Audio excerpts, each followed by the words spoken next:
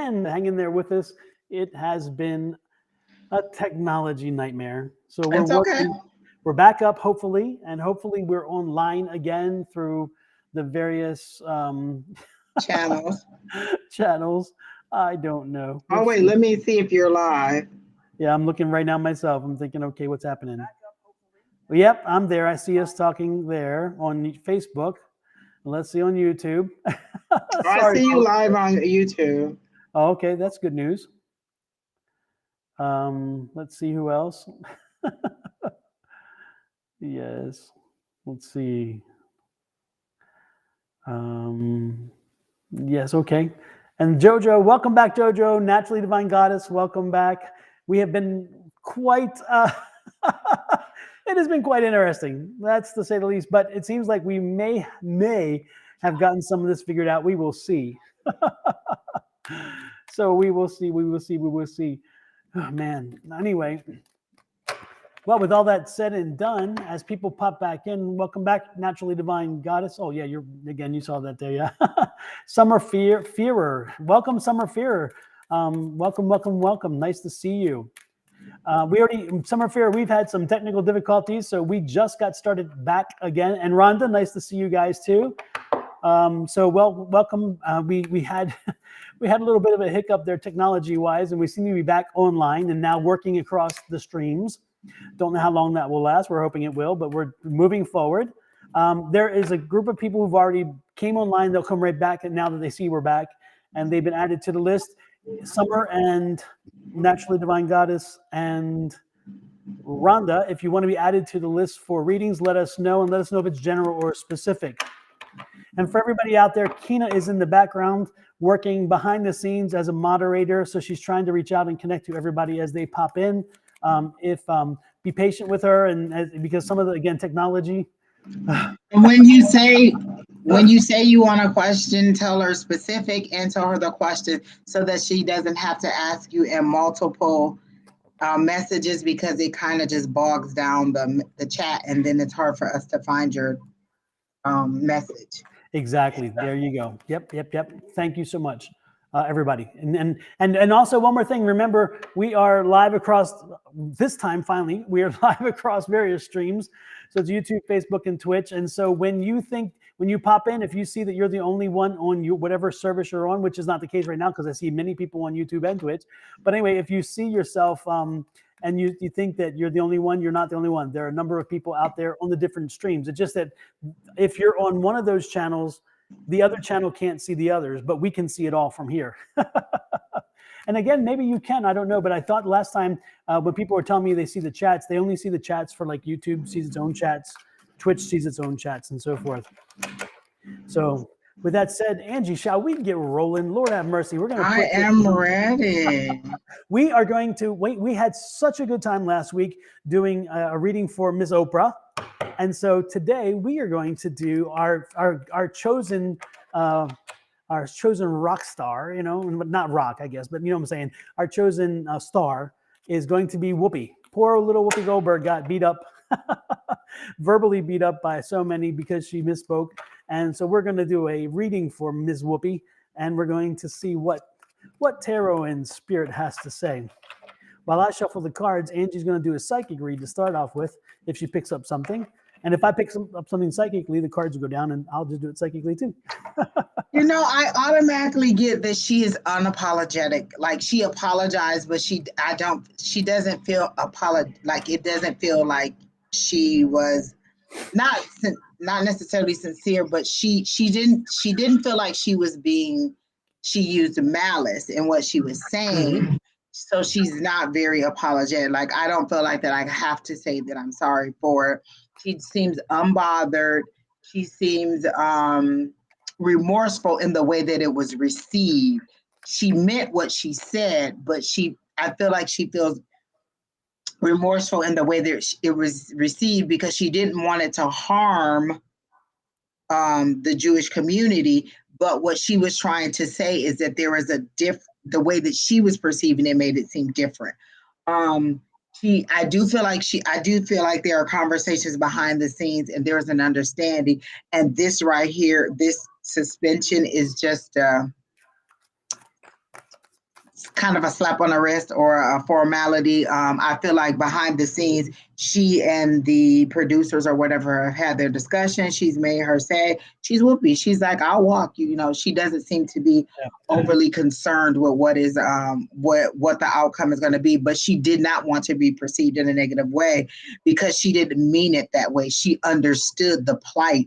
She just was trying to let you guys know that there is a difference, or that she felt that it was a difference. Yeah. But then, you know what? That drove so much conversation online. There were a lot of other celebrity people that I saw online saying, well, you know, they were like, all my life, and I'm in my 40s or 50s. When someone referred to Jewish, they meant religion, not race. Mm-hmm. And so everybody was kind of like, oh, I learned something new today. And I think Whoopi also was like, well, I guess I learned something new today too, because in all my life, it's never been construed any other way except for religion and not race. And so it was very enlightening that you know, everybody shared some of the same beliefs, like, oh, I had never heard it being said that way. And so that's why I think that she's unapologetic, because she's like, okay, well, now we've all had an education piece, and a lot of people saw it my way. Like, now all these people are taken aback, but you all saw it the same way I did. It's kind of how I feel like she's saying. Yeah. I'll give you my commentary first before I do anything. And my commentary is is a lot of people may not know this, but Whoopi Goldberg is Jewish. Goldberg. Like, yeah, seriously. And she is Jewish, and she practices the Jewish faith. And so it's like, when she comes from a point of view, it's a point of view as a Jewish person. And I always found that was interesting, because when the guy was talking the other day, and he's like, you may not understand because, and I'm like, you have no Jewish co-hosts. And I'm thinking, Whoopi's Jewish. What are you talking about? And I thought, that's kind of a misstatement there, but nobody caught that. And I thought it was kind of interesting. The other thing that caught my attention, though, is what you said. And that is, if you look on all of our forms for race, Judaism is not a race. It's not one of the races. It's not one of our checkbox races. And more importantly, but I think the conversation is that when Hitler tried to make it a race because they wanted to, it wasn't Aryan, and the Aryan is, white Caucasian is a race. Aryan was considered a race under his thinking, and therefore he created a whole different category for these people. And so the easiest way to filter to quantify it was race, but I felt the same thing. I'm like, this is a religion. I don't know if it's a race issue. And he hated a religion. He hated a group of people, and they were scapegoats, and that was it. But now to go back with what and I was interesting. I was shuffling cards, and the psychic part of me caught this, and I said, I think that Whoopi isn't really going to be at The View after this year or next year. I think she's walking. I don't see her. I think she's done. I don't think, not because of this. I don't think it's anything to do with it. But I think that she's gotten to a point where she's like, you know what? This was great. I've done it for years, and I'm moving on. I see her leaving. I see her walking. And I see them trying to keep her because she does bring in ratings, and also she brings in this kind of chatter. But I think that this is just one of those things. I feel like she's also tired of, like, having to explain the Black perspective or this perspective, or this. She's ready to do, like, I feel like she is kind of ready to go back into comedy or something a little more lighthearted. This is heavy for her. I think like she's tired of, like, and someone else made this comment that sometimes you need a rest, and contracts are binding. And so this is a way for you to get, to start the process to make your dissent or to make your walk away. And I said, oh yeah, that might be true. But I said, this is Whoopi Goldberg. I don't think that she needs to get an excuse or a, way to walk away. She'll just say, I'm done, and she'll just leave. She has that kind of respect. She has that kind of, in your face, commentary, and that she doesn't need to have any antics to be like, oh, I want to go. It's, what, I've had a good run. I'm ready to go. Even if she was to come back in 2 weeks and be like, what, I've had a good run. I'm ready to go, and just walk. That's just the way that she would do it. And there would be no backlash, because she's just honest about it, and she would just leave. And so in all that happened, she did give us a good lesson this week, and we all looked up things that we didn't know, and we all are discussing it, but we're not discussing it, I feel like, in a hateful way. Like, I haven't seen anybody really having this backlash against her, like, how wrong are you? Because I think most of them understood the point that she was trying to make. And they also kind of went like, wait, I never thought of it that way. You know, I never thought of it that way too. So it was a good learning lesson for us all. And I just don't get any, like, I get a all over even tone. Like there's no, you know, extreme, nobody's upset and nobody's down low. It's just kind of like, I mean. Yeah. And you know, it's interesting too, because think about it, 62% of all crimes against people of faith, 62% are Jewish, and yet only 2% of our population is Jewish. So when we look at the number and say it's only 62%, 62% against for 2% of the population is enormous. I mean, enormous. The number of churches outnumbers the number of synagogues by hundreds. You know, and so, or thousands even, I don't know. Anyway, it's fascinating to me. But back to my, back to where I was, again, I see Whoopi leaving either this year or next. Again, not predicated toward this. I see her exiting. I saw her exiting The View. I see her with, and I think I also see her getting more back into films. Films is where she's going to be, not TV, not whatever else. I remember she had a radio show at one point, a talk radio show. That's not where she's going to be. She's going back into films. And I also see Whoopi behind the camera. I see her behind the camera doing more production work, and working more closely with Tyler Perry, of all people. And I think that she and Tyler Perry are going to team up, and they're going to do some behind the scenes stuff. He's going to give her the opportunity to do some more of this development work. And so I think that that's where this is headed. And I think that's where she's going.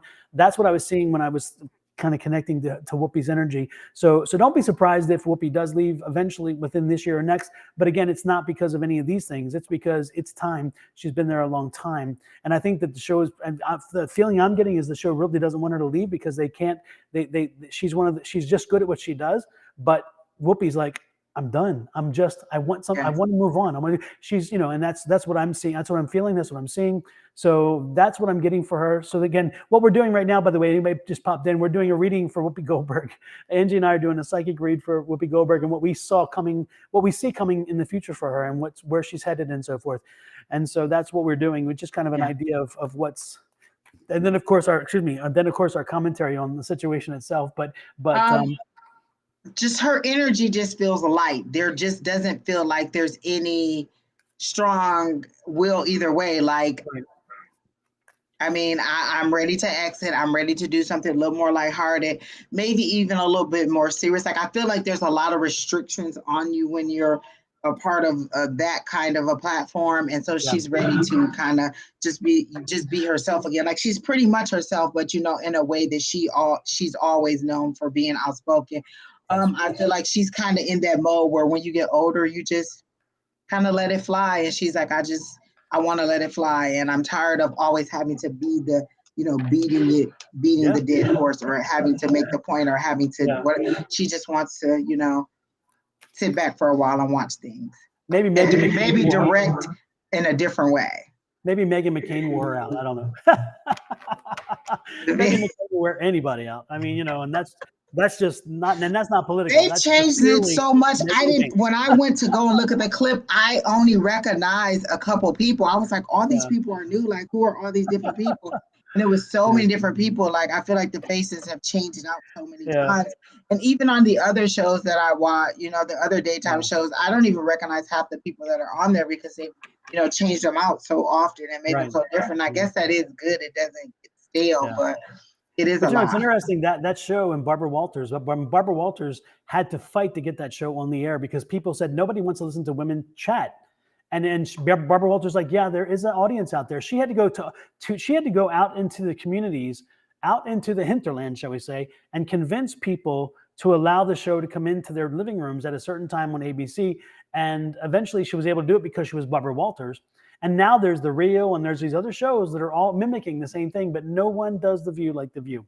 Like The View. I've always been partial to The View because they were the very first, and I felt like everybody else was just trying to copy. And they may have, you know, been entertaining, but I felt like they stuck to their platform and they didn't need all of this, you know, pomp and circumstance to make it what it was. It was just straightforward talking. It was kind of like if the Golden Girls had their show, just straight no chaser, and it was just like that. And and that's why they were always my respected group who did it first. 25 years. 25 years. That's amazing, you know? That's over. Is that over half? Yes, over half my life. Yeah. So I forget who, Kino, we have to remind us, I think Yasmin was first in line. And Yasmin's is a general question, my direction after this health issue. And so we are going to pop Yasmin in there. And I feel like it's a stomach issue again. Like I immediately got that, and my stomach was that the issue? Let me make sure. I feel a lot of worry. That is exasperating the issue. Like you worry about it and being so bound up about it is making it even worse. Like I feel like you want them to find something so you can have an understanding of what it is, but it does really just seem as simple as, you know, figuring out the diet. Like I feel like if it's a diagnosis, she said it's an abscess. Or okay, let me think of surgery then. Is that why we're wound up tight?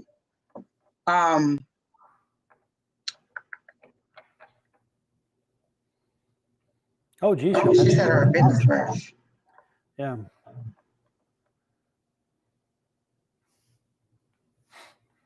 So what are you asking? General about direction after the health problems. Oh, okay. Are you in the hospital?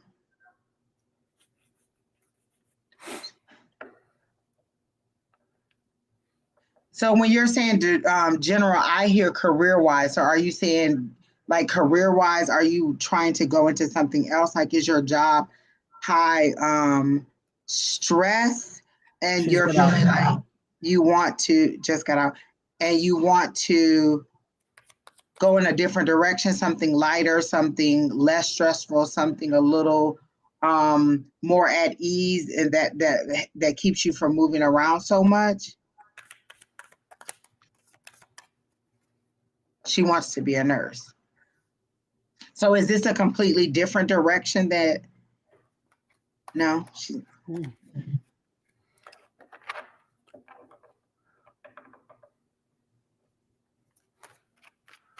Well, Angie connects, Yasmin. I will tell you what I was getting as she was chatting a little bit.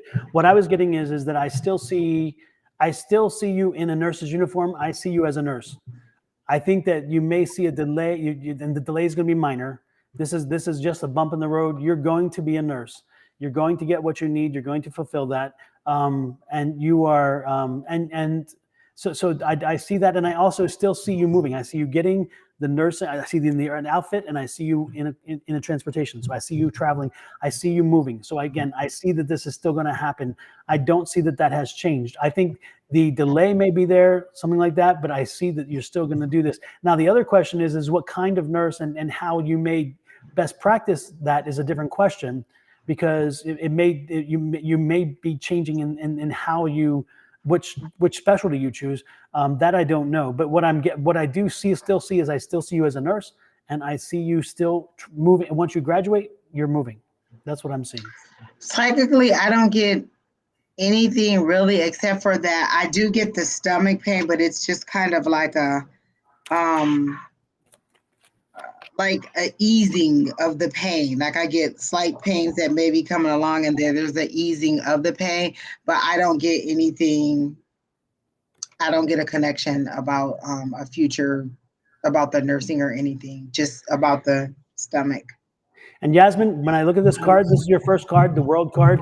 Again, I think the World card is telling you that again, it's going to happen. The world's going to be at your feet. You're going to get through this. You're going to get through this. You're going to move on. Not a problem. There are obstacles.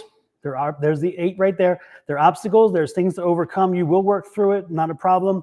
And again, change again, because it hasn't worked out quite the way you had hoped, but it's going to work out. It's just a little bit of a change, a deviation. The king tells you you're going to finalize it. Again, you're going to get through it. You're going to control this. You're going to get under control. You're going to dictate what happens eventually, and you will get through this. So again, the World card tells you you're going to get what you want in the end. I don't see a change in that way. But you have to be careful about this, because you cannot let yourself get down on yourself and on your health issue. You cannot be pessimistic. This is the devil. If you look at the devil's chains around the neck of the people, it's loose. So you have control. You can get in, you can get out. You have total control to do it. So don't allow yourself to get brought down and be very pessimistic, because that is not the energy. Again, the energy is prepare for change, make the changes as necessary, and keep moving forward. It will not be a straight path. It will not be easy. There are going to be obstacles. But then again, when aren't there obstacles, right? But ultimately, of course, that's the world card. And the world card tells you you're going to get what you want. You just have to keep working through, pushing through. And then on the bottom of the deck, which is the overall energy, there's a temperance card. Find your balance, find your peace, and be patient. Find the peace and be patient. Again, find the balance. Do not let this dictate. Do not let that dictate. Again, change, the change is coming. It's going to be change again. And that's what we saw here when I talked about that king and that change, because he's around water. He's over water, and water was fluidity. It's change. And so know that. You know, this has been a process. As you know, you've been going through this. You're close at the end. Look here, you're an 8. You're almost finished. So again, you're working through it. It's going to happen. Just be patient. And look at that. The Queen of Pentacles is there. In the end, you're going to be happy. You're going to be healthy, and you're going to be making some money. So hang in there, Jasmine. It's going to work out for you, even though it seems a bit bleak at this moment because of the situation you're in. You've gotten through this. I mean, if you've survived an appendix busting, if you survived this other stuff, you can power forward. I know you can. And the card just saying this. And psychically, I kept seeing you as a nurse. I just keep seeing that. I have not seen anything different since the first time we read for you. Again, the nurse's uniform, and I see you moving. I don't see you staying where you are. Once you graduate, you're gone. You're gone. So that's what I've got. Anything else, Angie, or shall we move on? No, I didn't get anything. I didn't really get a good connection for that. I just keep getting the easing of the stomach. Like it just feels to keep settling in. That's all I get is the sensation in the stomach and nothing else. Okay, Guko, you Or are maybe next. that's healing. Guko, you are next. We need a question from you. You asked a specific question, but I haven't seen it popped up yet. Can you offer us that specific question if you're still out there? Welcome, everybody. If I haven't said hello to you, LMT, welcome. Summer Fearer. Let's see who else popped in here. Let's see. A whole bunch of people popped in. Co 1047. Wendy Yates. Hey, Wendy, how are you? Sorry I wasn't in class the other night. It would have been nice to be there, but it did not happen. Grand Rising. Nice to see you as well. And everybody, again, thanks for being patient with our technology issues we had earlier. Thank goodness we're beyond that. LT, welcome. Yes, you can be added to the list. Kina will add you to the list. While we're waiting for Guko to give us a specific question, unless he already has and I don't see it, why don't we move to, let's move to the next one, creating balance. And I have creating balances. Guko, as you put yours in, we will come back to you next. So we'll go ahead and move forward until Guko pops up. And this is creating balances question. She's a specific question, and it is, I am still stressing about upcoming court dates. Do my guides feel like I need to find my attention on this or put my attention on something else? Are you asking us to ask your guides, or are your guides talking to you?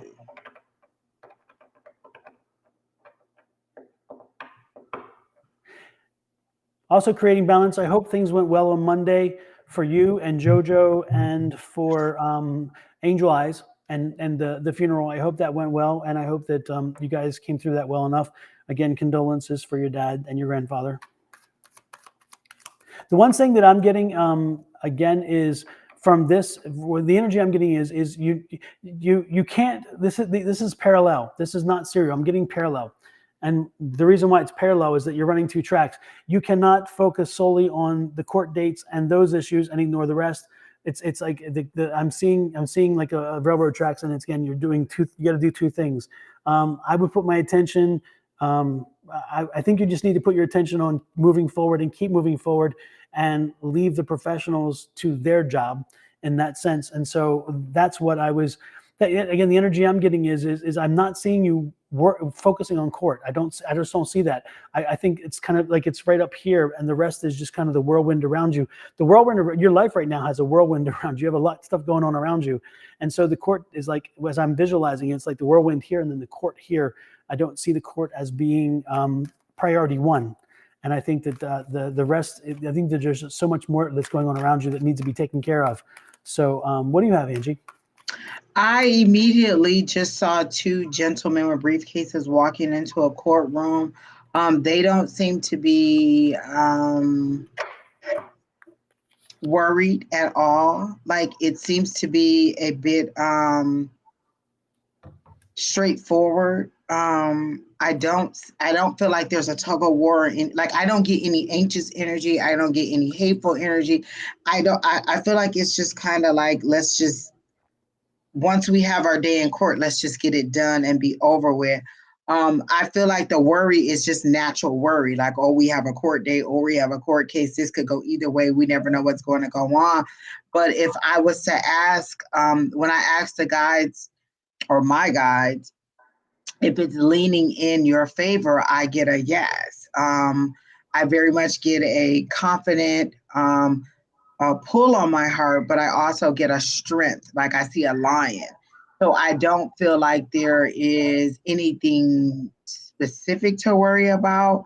I don't feel like there is a great fight going on. It seems to be very much just a time thing. Like, they show me a timeline and it's just taking a long time and you're ready to be done with it. But I don't feel like the delay is anything that is sinister. It's just kind of the way things are going very slowly and they're just playing out slowly. But I don't feel like there's anything to worry about. And I don't get any feeling that there's anything to worry about. Like, it seems to be very straightforward. And this is just out of your norm for you. So you're just kind of anxious about it. Yeah. Now, I did work, the feedback. I did work with the cards a little bit also to get a little more idea. And the good part here is again, remember I told you I had the whirlwind around you, had a lot of things going around you. This is the same card. There's a lot of things in the air. They're coming to an end. You're working through them. But again, that's that whirlwind I told you about. It is working itself through. Now it's going to take you, it's back to that patience that we talked about in the previous reading. The same thing. Be patient and find the balance, because again, you can't control a lot of things, but what you can control is your life and what you have going on. So take the time and control yourself and your life and make sure that flows through for you. The other thing that it gets here is that King of Cups again. There's going to be changes, going to be directions, and it's interesting. I mean, I shuffle these cards well, and I'm still getting the same cards, and it's kind of the same thing. Again, there's changes going to happen, but you're going to have more control than you think. The problem is you don't think you have as much control as you do, because you think that you're in a disparate position, desperate, not desperate. Disparate, which means unequal position. And so to clarify that, because some people think I meant something else, a disparate position. In other words, you are in an unequal position. I think that you're in a better position than you think. And again, that's where this is. You have to believe that. Change is coming. Again, the things are going to happen around you. The court situation is going to bring about change. And that's a good thing from what I'm sensing here. So just hang in there and keep working through it, but focus on where you're headed. Keep focusing on happiness. This is the bottom card. This is the overall energy of the reading. And so when you see this card, this is that Knight of Cups. And the Knight of Cups is an energy that says move forward toward happiness. Keep moving forward. Because if you stick where you are, if you stay in that same if you stay in that same belief, if you stay in that same energy, you're going to be hurting yourself, and you're not going to move forward. And your family, look at this. This is the family celebration card. So your family is going to be celebrating. You and your family will be celebrating. This should be what you're thinking about in the end. This is what's going to happen. And this is a good sign again. So I think this is going to work out to your advantage. So right now, focus on the things you can control, and the things that you need to take care of for your everyday life, and leave the courtroom work for everybody, for the professionals. That's what I'm getting. And that's what the cards are saying. And so the cards are saying what I was saying earlier. So if anything, the cards have confirmed what Angie and I have both said. Hope that helps you. Hope that gives you some information and some insight, creating balance. And we wish you all the best. And, we're going to be here for you all the way. And then when you get out there and you win the lottery or get a big job, we'll be there too. It's like cha-ching. So with that said, hopefully it helps you creating balance. And we are going to move on. Next in line is, we still haven't gotten it from Guko yet. Guko, again, if you pop back in, we will pick up from where you were. And you're welcome. You're very well. Green Mountain says, thank you. Yes, you're very welcome. She also said, okay, yes, I just need to have faith. Yes, have faith. Believe in things and they will come to you. Next is your sister Jojo. And for Jojo, we have... Jojo, is this something that is progressing very fast? Because I felt like it was like I was zooming, like it was going fast.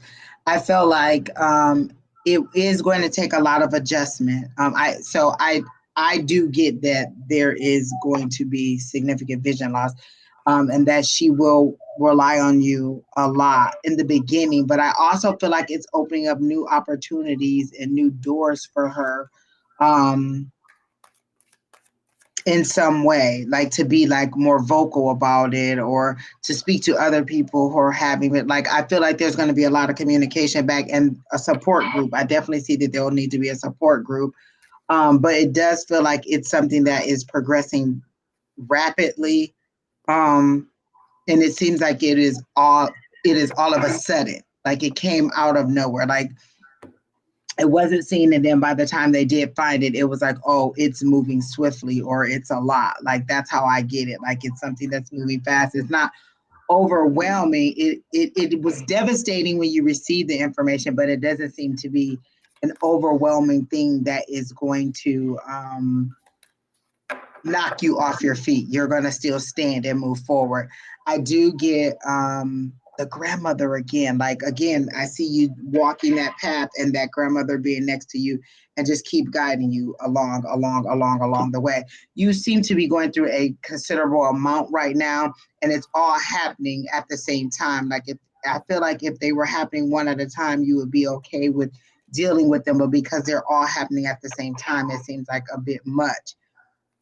But I do see you standing strong and weathering through it and wondering. Like, I see you kind of looking back or thinking back on each thing and being and thinking, I don't know how I got through it, but I got through it. So it does seem to be an overwhelming amount of things that are happening. But I do see that I do get the confirmation that it is going to be rapid and that it is going to be a little bit of a strain.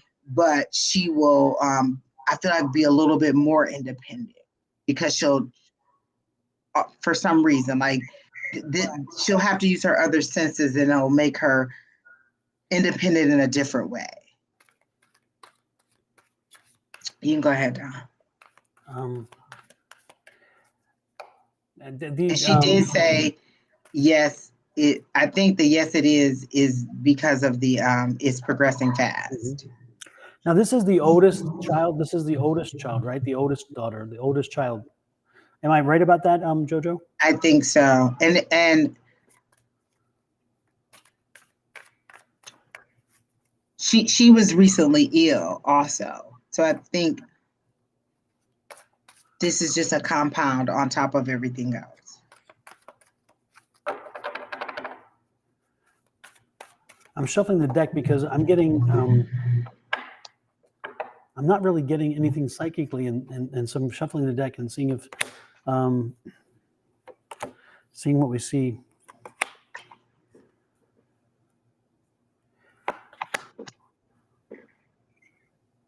It's interesting. It's I'm getting, I get the signs. It's like the question is were there signs? Are there signs? What are you seeing there? And are those signs? What are those signs? And it's interesting because your daughter's a very powerful person. She has her energy. She's there. She's that independent kind of. She's going to power through this. I'm seeing that the spirits are saying for you to manifest. So I think you need. I'm thinking you and the family and everybody else, and Angie and I will be adding this to the list as well. But we need to manifest the fact that we keep telling the universe that this girl is going to be fine. She's going to find a way. We need to keep putting the positive words out there. And for some reason, I'm feeling like she's not going to lose all of her sight. I don't think she's going to go completely blind, but I think that she may wind up being legally blind if that's the case. But for some reason, I don't see her losing all of it. I see her still having sight. I just keep hearing significant, like a significant amount. Yeah. Right. It's diminished, and so I don't see her. I just don't. Oh, she had a brain tumor, or she has one. I think she's had the surgery because I remember her saying that she was the one that was ill, because I recall on the first reading I kept saying, oh, she's very attached to you. She seems to be in step with you very much. And and that's when she told us that she had the brain tumor. And so I feel like she's this is just one thing on top of another, that is happening, but it is strengthening her in a different way. Like I feel like she'll come into her own in a different way. Yeah. My concern is my feeling is this is interesting because I'm also wondering. I don't know. I don't want to give any. I don't do medical stuff. I'm married to a doctor, so the last thing I want to do is do that job. I don't. I let that to my doctor. Again, my spouse is a doctor, so I don't go in that territory. But the one thing that I'm feeling is I'm wondering if some of the issue is going to be bruising that will. It's like I'm getting the feeling like there's bruising, and some of that will correct itself over time, and some of that will be. I don't see her losing complete sight. I don't see it. I see her having diminished sight, but I just don't see her losing complete sight. I just and I'm hoping that's the case. But are they suggesting any surgery now for her? I don't. I feel like it's like they're thinking worst case scenario, but I feel like I just keep hearing the word significant, like it's going to stop at a point, and it's not going to go any further, and then it'll just be kind of like getting glasses or maintenance or something. But I don't see it being. I just keep hearing the word significant. She'll lose a significant amount, like where she'll need glasses, but that I do feel like she's like it's going to give her power, like I keep saying, in a different way, where she'll be able to use her these health issues to her advantage, to be a spokesperson, to help others, to step up. Like it seems like it'll put her more out in the community to me, or Yeah, I do think though. I do believe that the worst is that the. Let me try to find the best way to say this. I don't think yet that you're through the rough stuff. I think that there's still some more rough stuff in front of her. I don't think she's there yet. I don't think, and I'm just saying that I think that there's still a rough road ahead. There's still some more things that are going to be developing, but at the same time, I think that continue to manifest that it's going to work out. That her, I can see. Yep, her optic nerves are damaged. Nothing can be done at this point. I think that again, I would focus on prayer and on manifesting, and we'll definitely add you to our prayer list, and I think everybody online right now too, as well. But anyway, so I just think that I would suggest that you take the time and just keep the positive feeling, work through it. It's not going to be easy, but you're going to get through it. But I do see, again, I think she's diminished. I don't think she's going to lose it completely. That's what I'm seeing. So hopefully that helped you.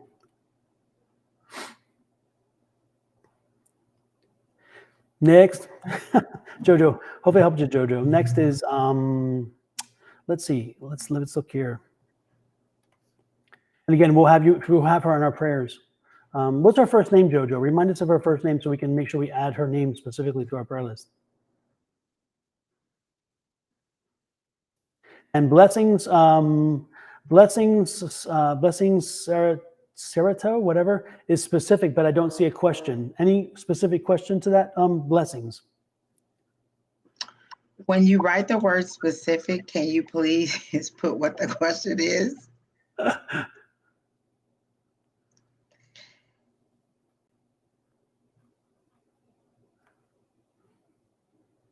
Oh yeah, she says the optic nerves are damaged and nothing can be done. Yeah, I didn't feel like there was a surgery. That's why I asked, are they recommending surgery? Because it didn't feel like any more medical procedures. It's just kind of like they're saying it's going to progress, and they're thinking worst case scenario, but I don't feel like it's going to be worst case. It's going to be the worst case.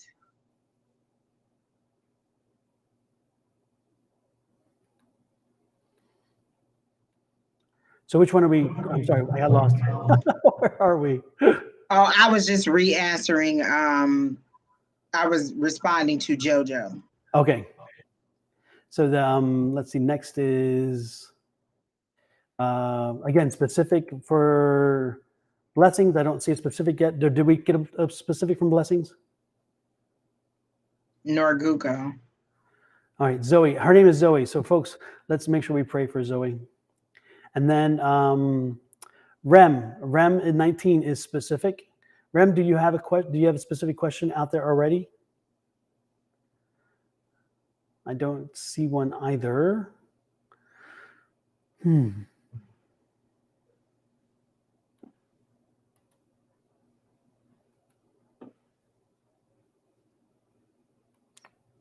Everybody wrote specific, but didn't put a question.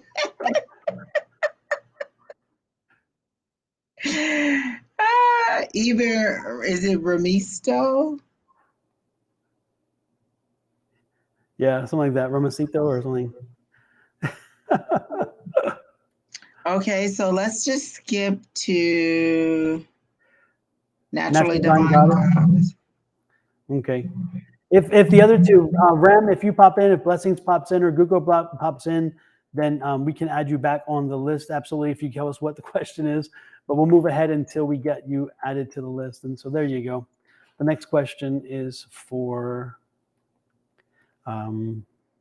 Is it naturally? Okay. My question is for tonight, 2/2/22. What message does Spirit have for me? I immediately get a dark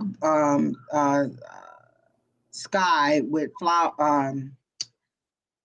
stars twinkling, but then I get a concentrated beam of light that is coming down, as if you are seeking information, like you're seeking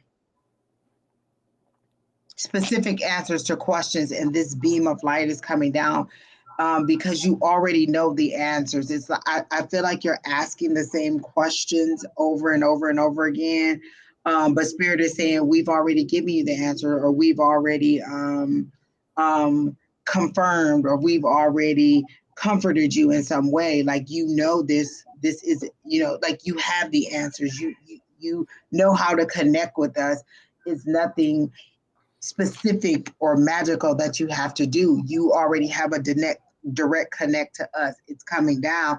And so if they want to give a message to you, they directly communicate to you, because I don't feel like there's a specific message, except for that your prayers, your comments, your thoughts are being heard, and we're directly sending it to you, and you have the answer.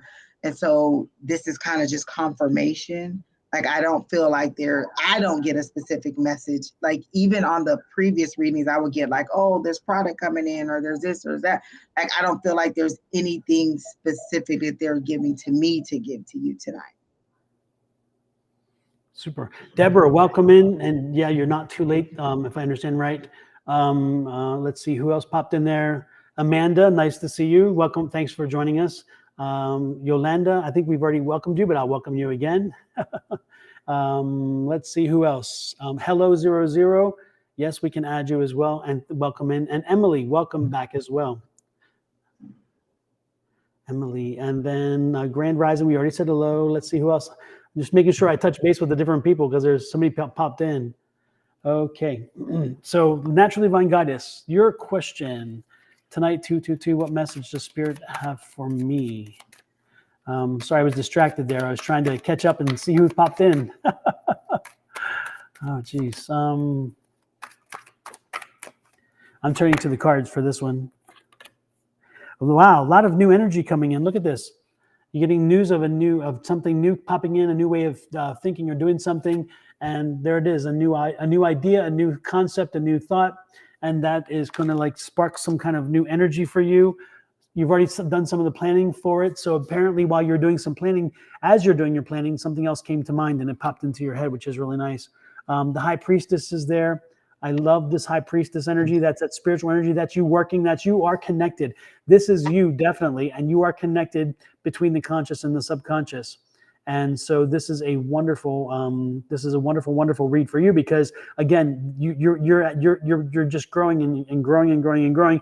But again, some kind of new idea came through, and this or will be coming through, and it's coming through in some of the planning you're already doing. And that idea is going to really hold you in good stead. And again, you've been doing a lot of good work. And the judgment card, when the judgment card comes out, it says that if you've been doing a lot of good work, then that good work is going to pay off. It's going to pay off well. So again, you're moving toward that time when the judgment is paying off and it's going to take off. And so keep staying focused. And everybody, by the way, naturally divine goddess. Well, that's interesting. Angie left and then came back. I don't even know how that happened. It told me that my link was invalid and I had to come back in. Oh my gosh. I'm telling you, it's like this technology hell. Anyway, divinely guided. The one thing that I don't even know where I was. I'm just like, okay. No, the other thing that yes, everybody, divinely guided. Make sure that you text us how people can reach out to you. Divinely Guided has an amazing line of face care products. She has an amazing line of other products that she has also jewelry, and they're made from power stones. And so they help with people and they help with things. And so she can do jewelry specifically to help you to get over certain things and so forth.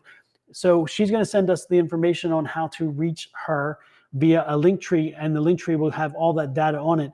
And then we will post that link tree for everybody to see, so that they can reach out to her again. And she and her product line keeps growing, because as she works on her products, other things come along, which is not a surprise again, because that's what I'm seeing here, another product, another line. So anyway, and also tomorrow morning I'll be back online with Naturally Divine Goddess, and we'll be doing readings starting at 8 a.m. our time here, Mountain Time, 10 a.m. her time, Eastern Time.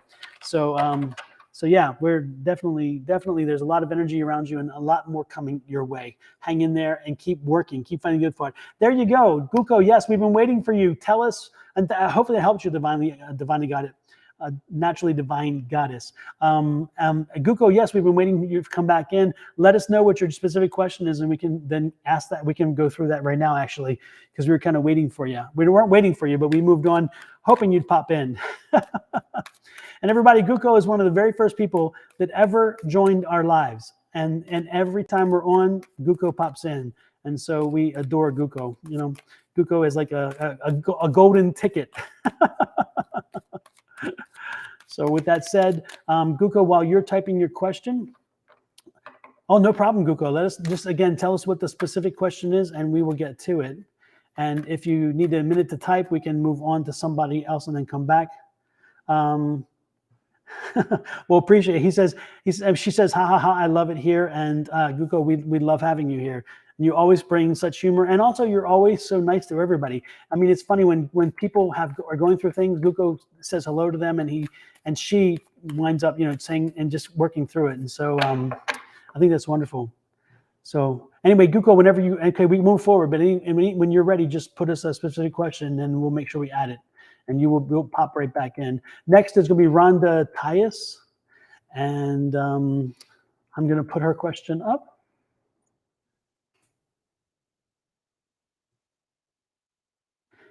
And also, I don't know if you guys saw it, but we had somebody, what do you call it, a spammer join us and wanted to get a little nasty. And I kind of wanted to read him. Yeah.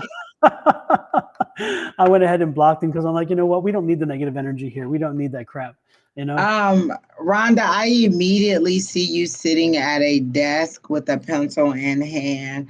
At times you seem to be focused, and at times you seem to drift off and you're in kind of like la la land. I feel like you're a little bit maybe, and I wanted to say studying too hard, but I keep hearing the words over studying. Like you're drilling it in so hard that you're kind of tripping yourself up because you're overly, trying to pack all this information in, trying to think of little ways to remember all the information. So at times I feel like you're very intent on what you're doing, and then there's a piece of here. Okay. And then at other times I feel like you are just kind of drifting off and just kind of thinking about other things, or best case scenario, or thinking what it'll be after the test. I do feel success. I definitely see like 100 or a success, or like they give me happy vibes. Like when you are having like when there's a celebration, they're actually showing me the 3 of Cups. So I do feel like, yes, you are going to be successful on this exam. I do feel like you know what you're doing. Like you know this information inside and out, and you're more confusing yourself by overstudying. That is Spirit's word, not mine. Overstudying or putting in too much, or kind of, tripping yourself up. Like, I learned it this way, and then it's like, oh, this seems easier. And then now I'm confusing the two things because I'm trying so many different ways to remember the information. But I do feel like it's going to be successful. I was trying to figure out what industry it was. It doesn't feel medical, I don't think, though. It doesn't feel that way. I hear the word creative, so maybe it's something creative, but I do feel like it's going to be successful. It does feel new because they're showing me they're showing me a page. So information is coming in, like information, like I feel like it's information that will, like, once you get this accomplishment or this, whatever this degree is, it'll open opportunities up, because I feel like there's new things coming in, and it's just someone will come in with information like, did you know this place was hiring, or this place was hiring? And that's kind of how I get it. But I don't, maybe a teaching or education setting, but I don't get like medical, because that's where I kind of was going, and they clearly told me no on medical, or that's how I felt. But I do feel like you are going to be very successful. Are you going? Okay. For me, it was just I see it as a yes, no answer. And I think the thing that got, you've got this. I kept seeing that flash of, you've got this. And so without getting, I don't think that you need to worry so much. I do think that you need to still study, and you need to focus on what you're doing. But I still keep seeing this. You've got this. You know your material. You are ready. And so you're going to get there. So with that said, I think that, I don't have much more to offer you. Let me do a one draw. How about that? One draw. And see if there's something else that will tell us that. It feels very like easy peasy. Like, this feels enjoyable, like something that she wants to do. So it feels like it's natural. It doesn't feel like it's something that you have to force yourself to learn, because it's something that you enjoy. And this is you're worried. The thing is you have the material. You already have it under, but you're so busy looking about what if and what I don't know, what I'm worried about. You're worried about things that you can't worry about. You have the knowledge. Look here on this card. You're not thinking about what you know. You're thinking so much about maybe what you don't know, or maybe what you're not even sure is there. But guess what? You're going to be fine. Look at this, the World card. This is the Wheel of Fortune. The Wheel of Fortune. You're going to be good. You're going to get this. Again, I still keep getting this. You've got this. You've got this. You've got this. And I do believe that. I still stay with that. So there you go. That's what I'm getting. Hopefully it helped you, and hopefully that'll give you an opportunity to kind of rest and be a little more comfortable with where you are.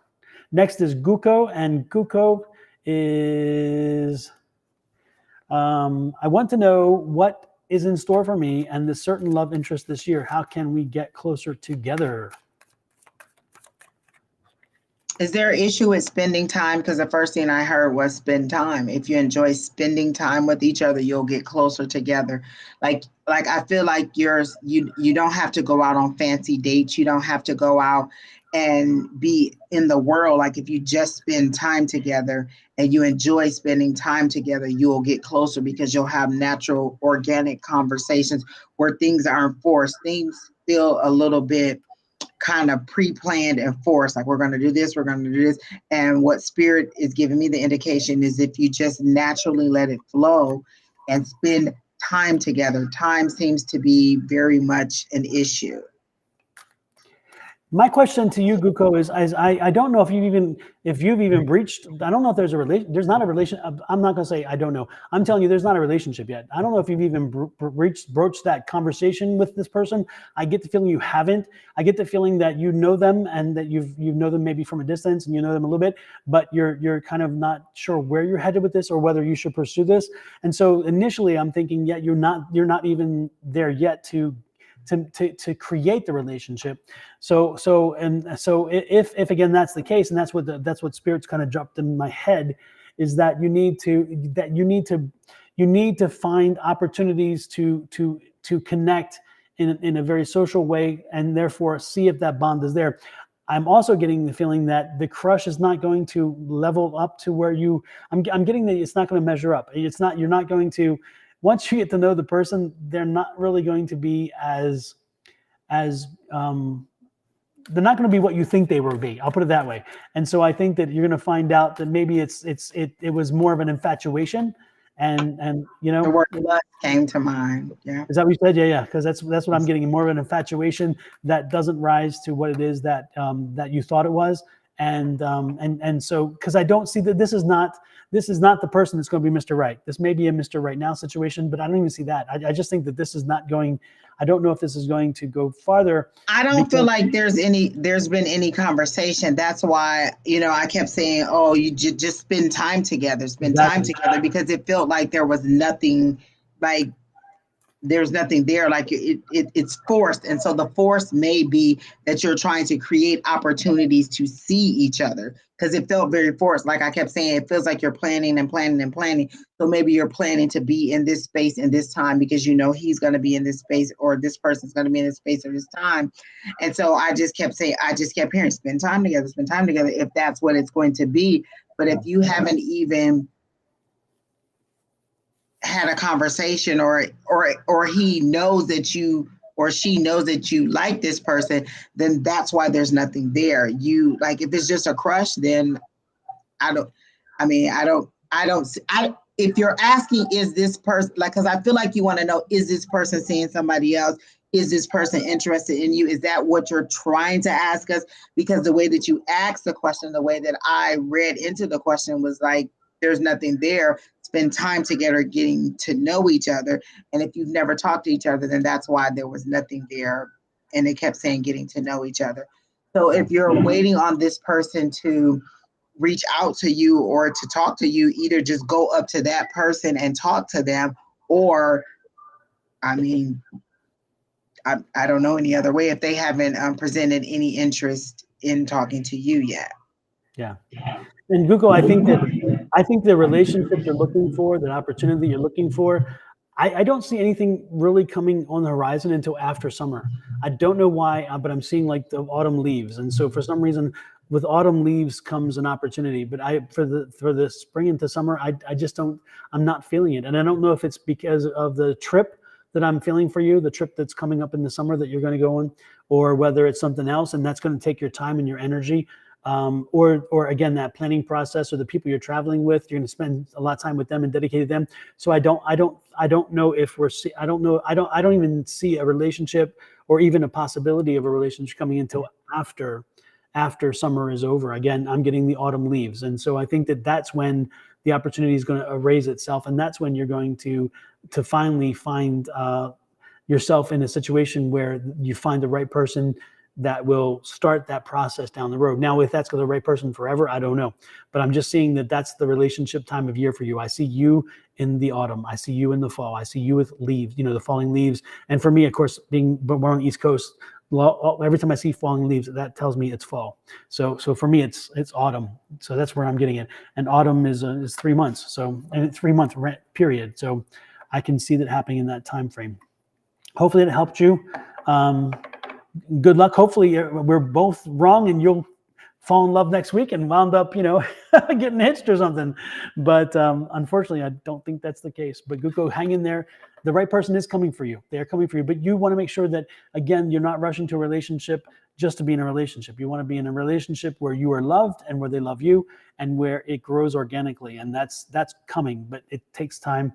And I don't think that this is going to be that relationship. So hang in there, Guko. Hang in there. Next on the line is, let's see, who is next? I've kind of lost track of where we are. We did blessings, Sarato. We did creating blessings. I don't think we did blessings are on the way, because she was another person who put specific and didn't have a question. Okay. So blessings. That's why I think Kina put the little stars to let us know. Okay. That she's next. Okay. So blessings, you are next, and then it's Emily after that. So Emily, you're on deck, and Emily, we do have your question, which is good.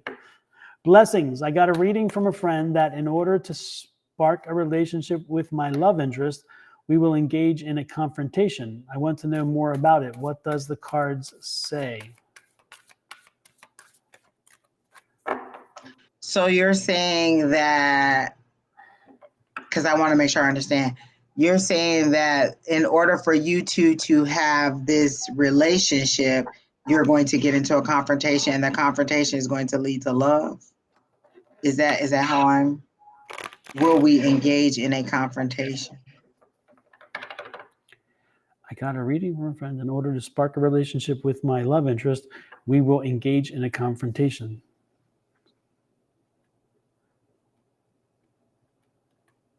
Yes, that's what she said, is that they'll get into an argument. Well, for some reason, I just got this scene from Frasier when he was with his boss and they got into this huge argument and then they ended up having this lustful relationship. So if that's what you're looking for, then that could possibly be. I don't get any, like I just get darkness and 4 pillars. I don't get any indication that there's a connection at all. Because now I feel like you're in the mind of, how do we start this conversation? Or what confrontation are we going to have? What argument are we going to have? What's going to spark this? Like you're too in your head about it, and it has to be natural. You said this is your love interest. Do you have regular interaction with this person? I don't feel like there's regular interaction. I do feel like it's a longing from afar, like kind of like a starry-eyed kid in class just looking at their crush. I don't feel like there's a lot of communication at all, or that you two talk to each other. It seems to be a longing from afar. That's what I get. But I don't see a connection at all. I don't see a spark. I totally see a darkness and 4 pillars. So to me that, 4 pillars, 11. Okay, go ahead, Don. Let me walk through that, because then I got the 11 and the lover and the celebration card. So now I don't know. Go ahead. Again, I'm getting this. My question to you is I don't think you're in a relationship at this point. And I'm getting the fact that I'm just getting the feeling that you're not in a relationship at this point. This is not somebody you're in a relationship with. And so again, I'm trying to read your question and read into that question, but what I'm seeing is I don't see you in a relationship right now. I don't see you with this person presently. And then then my mind goes off. Then I look. I'm going with the way I see things. By the way, just to make sure that everybody understands, is I'm claircognizant. So I don't know why I know things. I just get it, and it comes to me like a bunch of stuff. And then I have to kind of go through it and figure out, okay, what am I seeing? What does this mean? And how does it make sense? So what I'm seeing again is that I don't see you in a relationship right now. But at the same time, I'm not getting this feeling of Cupid and of love and all this stuff. I'm not seeing this person. I'm not seeing this develop with this person. It's just not seeing it. I don't get it. And I don't know why, but the energy is not there. I'm not getting the energy. And as I'm looking through the file, I do see you, again, with someone, but from the energy that you're talking about with this person, it doesn't seem, I don't think this is it. I don't think this is that person. I feel like the 4 pillars that I saw are different people that she's going to meet. Like, I don't feel like there's anything serious. This person, the person that she's speaking of, I don't feel anything to her. But I feel like these are 4 different people, and I feel like they're all of various ages. I don't know if you sway more to an older gentleman, but they do show me, like I see like a younger gentleman here and an older gentleman here. And I was trying to see if these were like relatives or people that were trying to talk to you. But I feel like you're going to date several people. I don't feel like any one of them is going to be very serious at all. I definitely don't see a connection with this person that you're speaking of, but I do feel like there's going to be 4, like those 4 pillars are 4 different people, but they represent the pillars of what you think a relationship should be. Like each one separately may be what you think a relationship would be, or what your 4 top items are. Like they are very specific, and Spirit used the word pillar. So pillar to me means that they're significant. Like these are foundational things. These are things that I base my beliefs on. And so maybe there's 4 pillars that you have of what you think a relationship should have. And each one of these people will give you an idea of what those are, or maybe those 4 things are, you're trying to have them combined into one person. but I do feel like those pillars are significant, and that you will meet someone, but I don't see a serious relationship that is going to be long-term. It just seems like a series of people that you'll meet and date and get a little bit of information from here and there. I don't feel like there is we're going to latch on together, get married, and move on together. Like, I don't get a 10 of cups in it. Well, hopefully that helped you. I can never say this name properly. Blessings are on the way. Blessings, Sarah, whatever. Blessings are, and the OTW is on the way, so blessings are on the way. Yes. Oh, how clever! I love it. Now I'll remember it. Okay, blessings. I love that. It's just I'm not the brightest bulb sometimes, I'm guessing. The names are unique. I'm like, wow. I know. I kept trying to work through it and thinking, how do I read this? But I was reading it too literally, I guess. Okay, there you go. Emily, you are next, and we have your question. After Emily, there will be, let me pop Emily's question up there. And then after Emily, we have Grand Rising, and then Bev Brooks, McCusker, and then CO1047. So that's the next four in line, just to keep the next three in line after Emily, just to give you guys an update of where we are. We're moving steadily through, though. That's good. With Emily, the question is, how do you see this child support case going? I started it end of December. I know pandemic has a lot of stuff delaying or slow. I have two questions. One, is this just on principle? Like I don't feel like you are in desperate need of the money, but it's kind of like, you're going to pay me, like, kind of situation. Like, this is what they say you owe me. This is what you're going to give to me. I don't feel like the person is an active parent. Like, I feel like a little bit of distance or a little bit of disconnect or a little bit of like it's forced. Like, I don't know that this person is an active parent in the situation. And this is kind of like, I don't really need the money, but you're going to pay because that's what the courts say. And I may be wrong, but I don't get that this is, like, I don't feel like it's your bread and butter. Like, if you get it, fine. If it doesn't, then fine. It's kind of like, I just want to stick it to you. Like, maybe this person did you wrong or broke your heart, and you're a little bit upset or a little bit angry about that. That's kind of how I get it. It's more of a frustration or an anger or like, I get a very vengeful energy from it. But Don, you can go ahead. Well, I saw the what do you call it? The kind of the detour sign. I think that it's not going to happen fast. It's not going to move fast. It's going to move slowly. It's going to take its time. It's going to if anything, it may wear you out. It may kind of frustrate you, but I do not see this happening fast. I just don't see that happening fast. I see it happening slowly, and I see at least one delay, and I don't know why, but for some reason I'm getting, again, the file folder as I'm going through it. And I don't feel like he's going to show up for court. Yeah, and then remember, I'm an attorney, so this is one thing when I see your case, I'm looking at dockets, and the DCO, the docket control order, it shows a modification. So again, I think it's going to have at least one delay.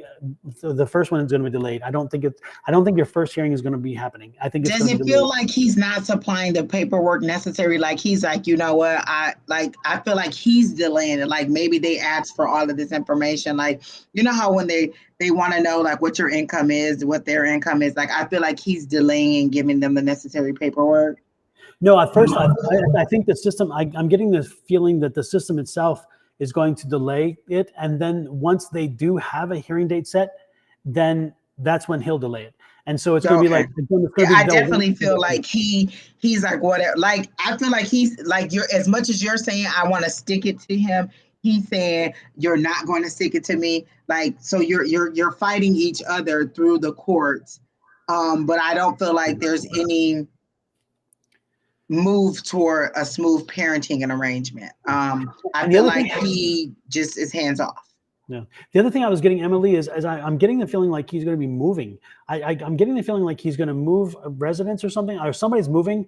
And that move is going to cause a bit of a problem because, again, it's going to mess things up a little bit. I don't know why the move. I don't know where the move, but I just feel there's going to be a move. A physical move, a location of home, and I don't know if it's yours or his, but it's going to be a bit of a it's going to be a bit of a challenge. That's going to be another wrinkle that's going to pop in there. But ultimately, the courts are going to delay it themselves, and then once the courts have finally set the date, the hearing date itself, then he's going to do something, and it's going to delay it. So again, be patient, be patient, be patient. She says she moved out of state. He lives in a different state. I Okay. feel like I really do get love, like strong feelings. I feel like you really liked him a lot more than he liked you. Like maybe he told you, like, I feel like there was deception on his part as to how much he liked you in this relationship, and your heart got broken in this situation. And so you're sticking it to him is how I feel. Not in a vengeful way, as in, like you said, he's going to pay, but in also, this is his responsibility, but I also get to stick it to him. I feel like your heart is broken, but I do feel like in the end, you'll just kind of be like, whatever, like, you'll get over it. I hear new love. You'll find a new love, and that new love will dissipate all of that hate and anger. Like, you're very much in that stage of hate and anger. And once you get this new love, it'll dissipate, and you won't need to be so angry and vengeful. And for the folks on Twitch and on Facebook, Emily responded during the read, and I'll read it to you now. She said, yes, he not active, and yes, I don't need it. Just need him to take care of his responsibility and hold him to that. And then the other thing that she said, where is it? I just saw it here. She moved out of state.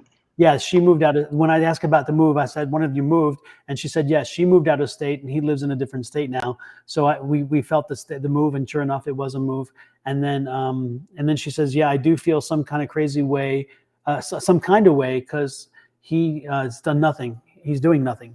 So he's not doing nothing. So anyway, that's what her responses were. And again, sometimes if you're on Twitch, you don't see what YouTube says. And I wanted to follow, as we were reading, she was then giving us some feedback, and I want to make sure everybody saw that feedback. So thank you, Emily, for giving us feedback and helping us to get confirmation of what we were getting, and what we're getting is accurate. So that was good. Thank you so much. In the long haul, you'll find love, and he won't even matter. He'll be insignificant. And I think you'll appreciate the fact that he wants to be absentee, because this new person seems to be more of a stand-up person and will love you. I do see maybe a second child too. Yeah, and eventually, again, his situation is just delay to work the clock and work your patience. So just hang in there. The next one is going to be Grand Rising, which is Rachel, and hers is a general reading. So let's do a general reading for Rachel, which is Grand Rising. I love the name Grand Rising, by the way. General. I heard the word general, but I was waiting on a specific question. Got it. Okay. You're welcome, Emily. Emily said thank you. You're welcome.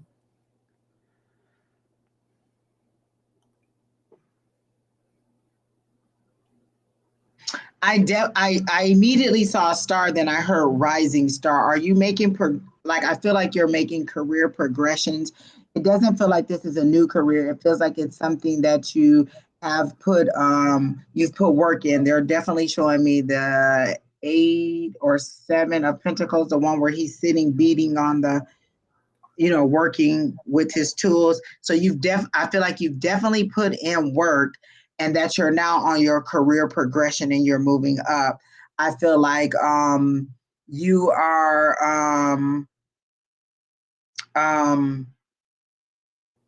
making progress, and you feel happy. Like, I get an overall happiness with your career choices. Like, oh yes, I'm finally, seeing some progress. I'm finally getting appreciated. Like, I feel like you're being appreciated. You were always a hard worker, it seems like, but now you're getting appreciated is how I feel like it. And you're making strides. Like, I hear the word management. Like, that's where you're striving to go, and then it'll be up and up and up. But you do seem like you've already put in the hard work, and this is just kind of you reaping the benefits of all the hard work you've put in.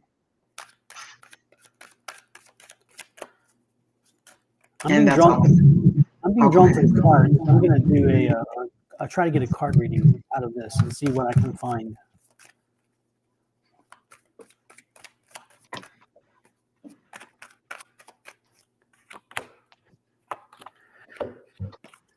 Rachel, are you experiencing some financial questions, some kind of financial changes?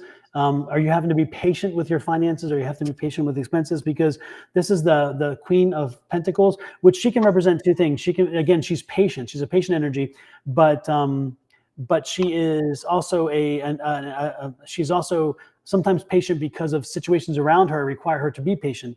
And when it talks about money, again, it's a budgetary thing. Or is there like a budgetary constraint situation, or is there something coming up, expenses that you have to budget for? Again, this is a budgeting question.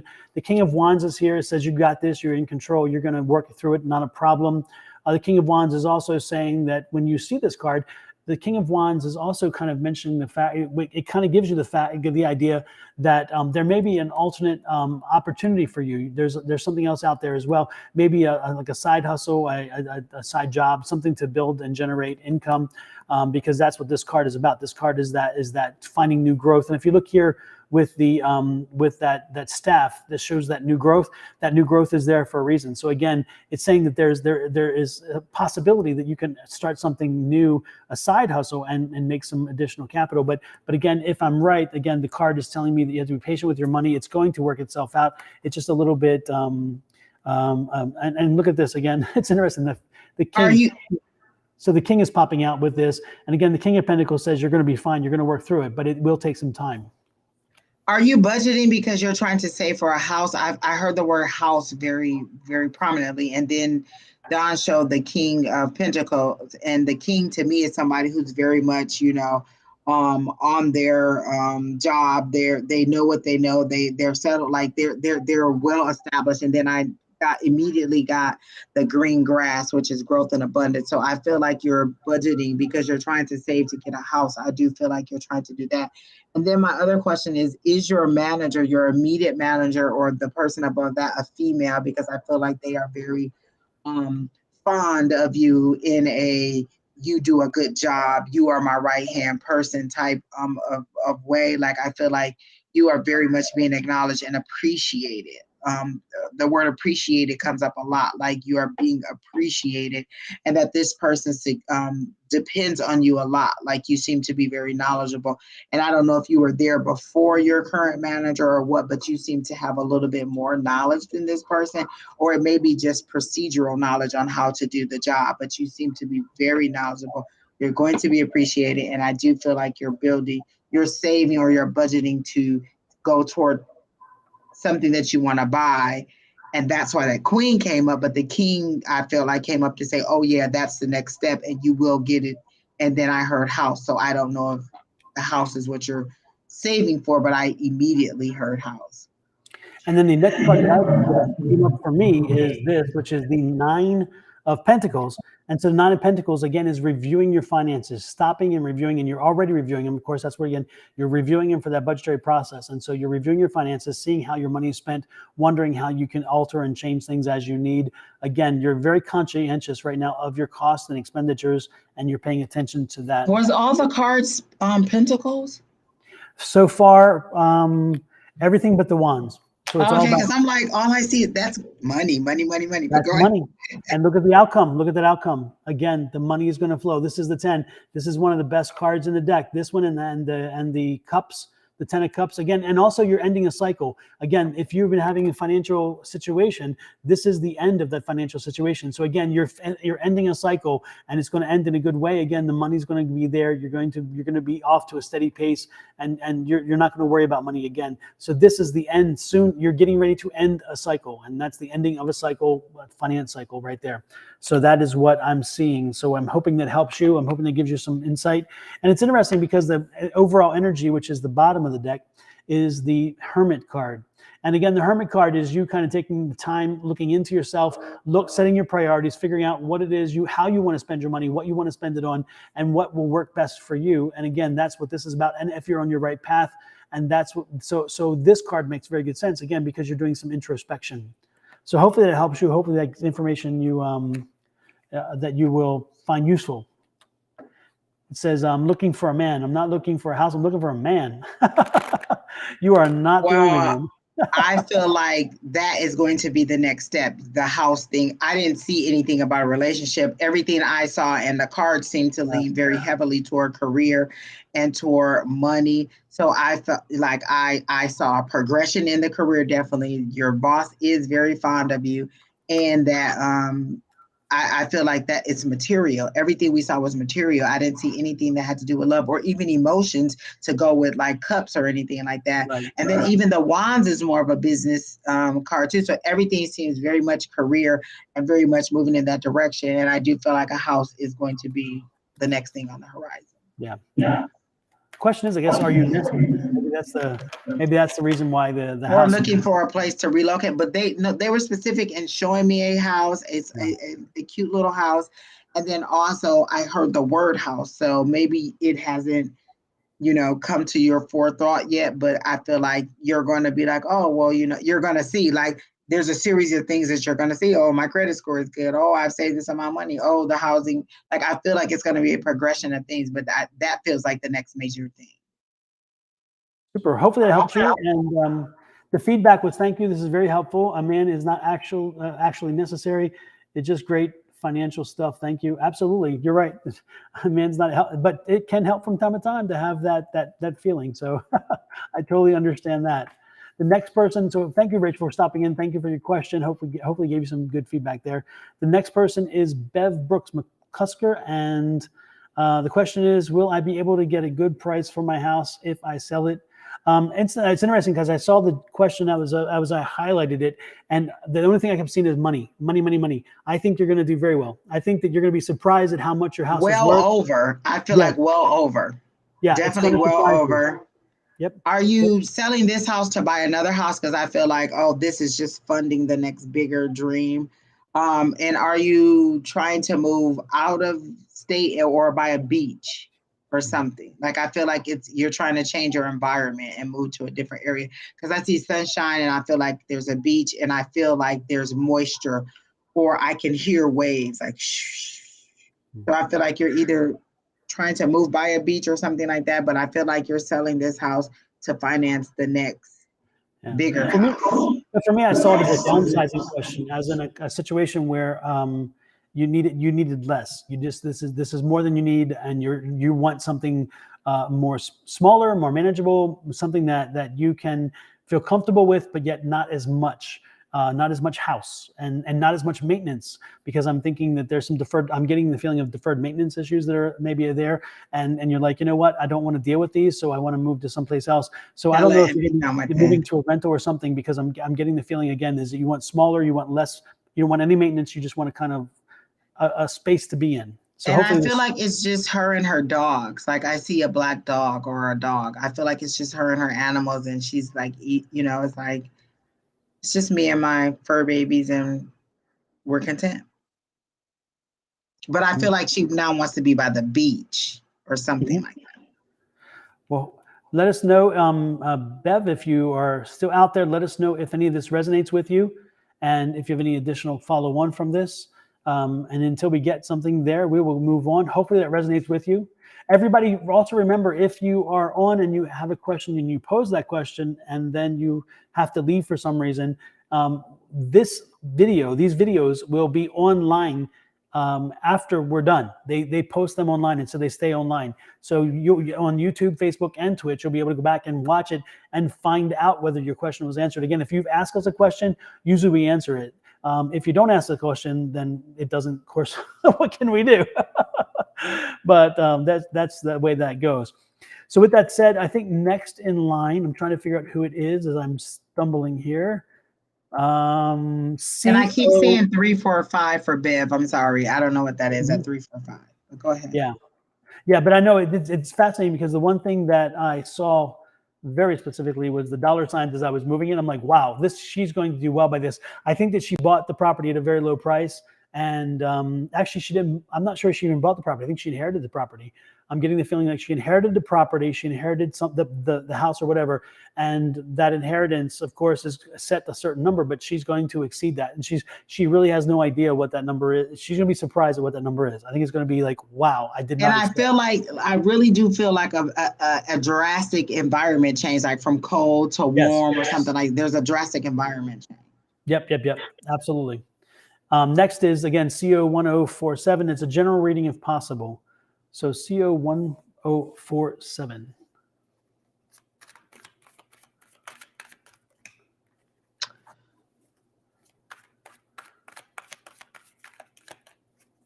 I get a strange vision of you fighting with the Grim Reaper,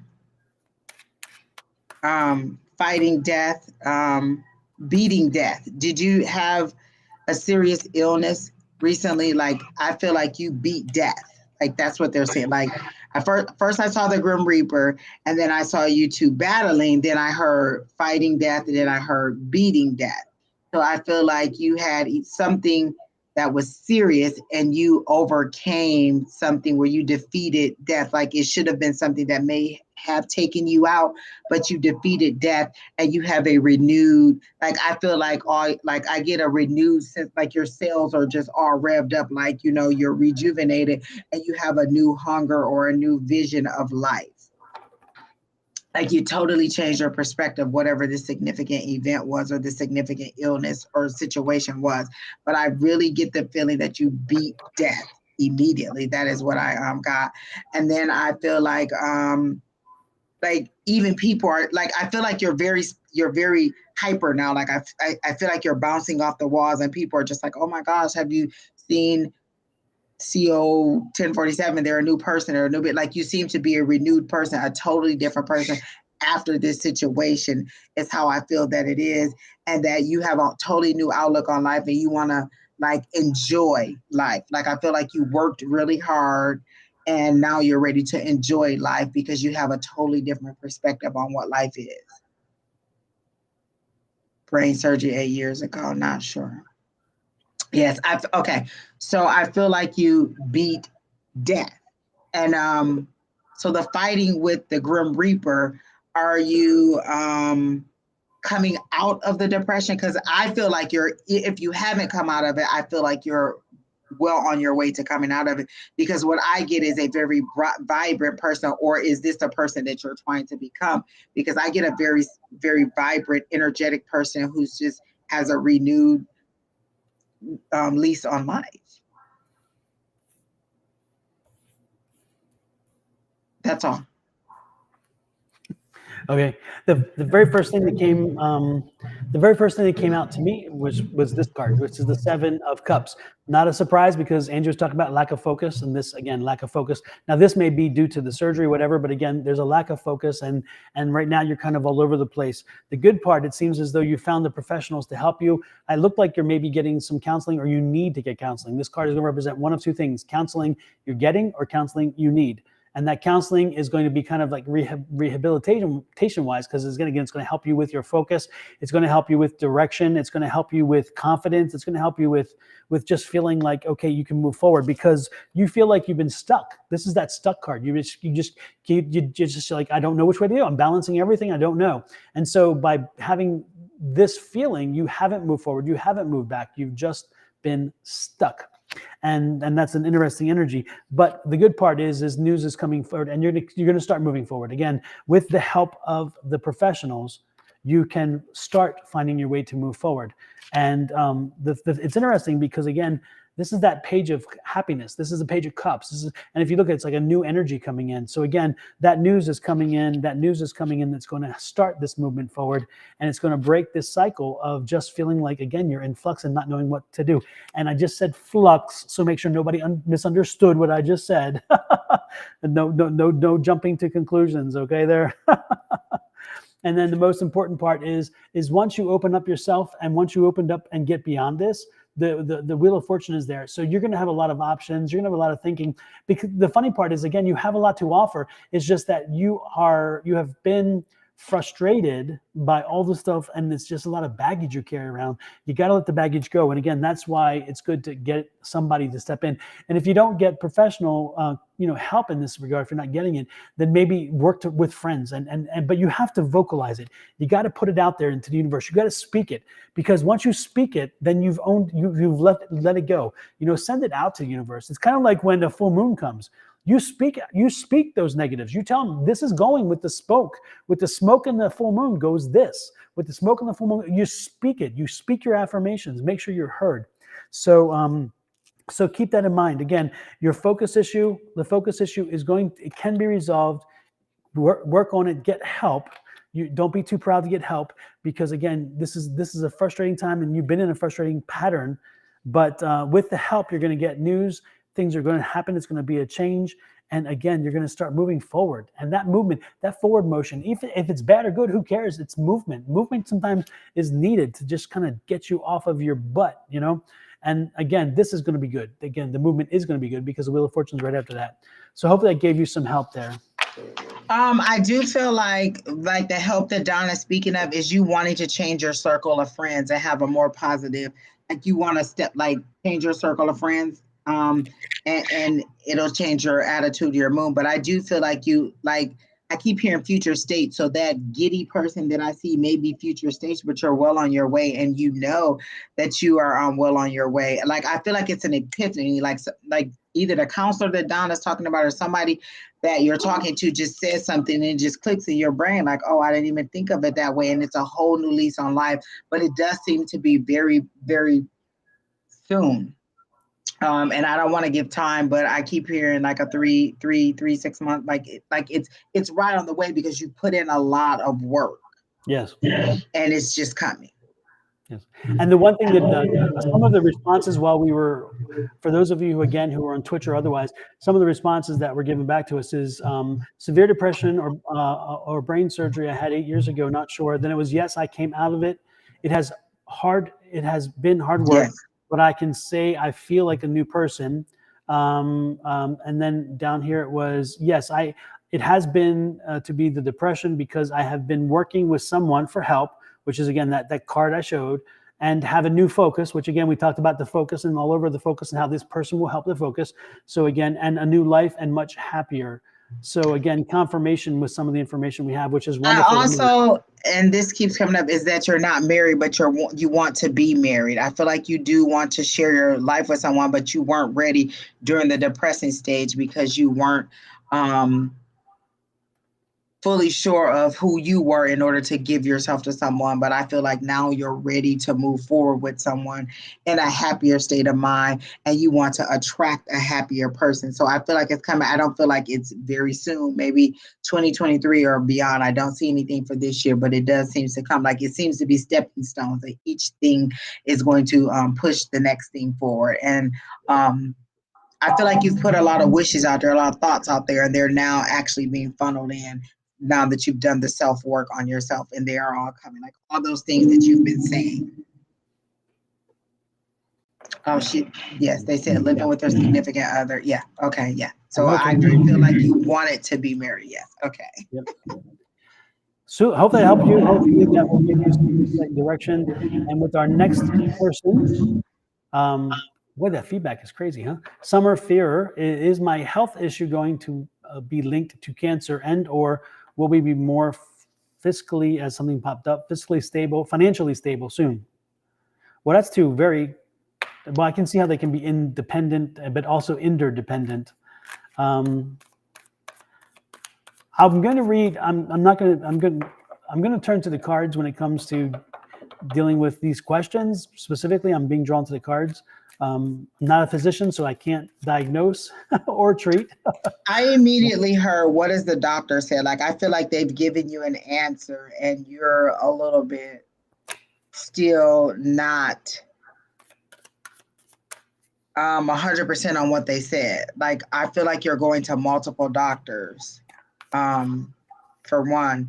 But I feel like they've given you an answer and you're just not sure. Like, maybe it's a family history or something, and you just get a feeling that it's there. Like, you really get a serious feeling that it could be more than what it is. and you just want them to check again and check again and check again.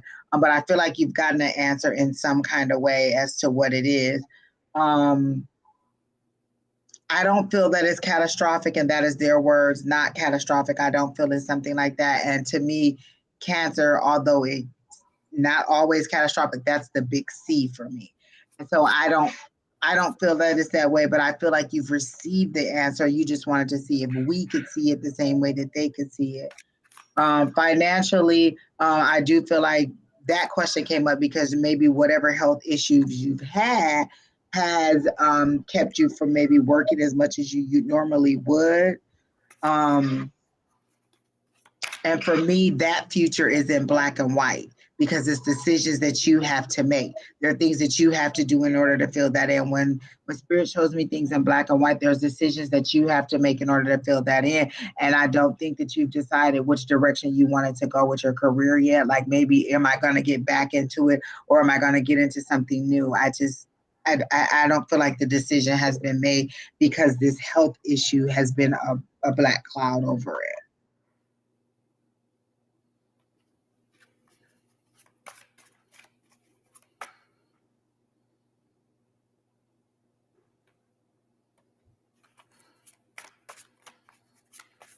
Are you experiencing something with the stomach region or like digestion? Is that where your issue is affecting you?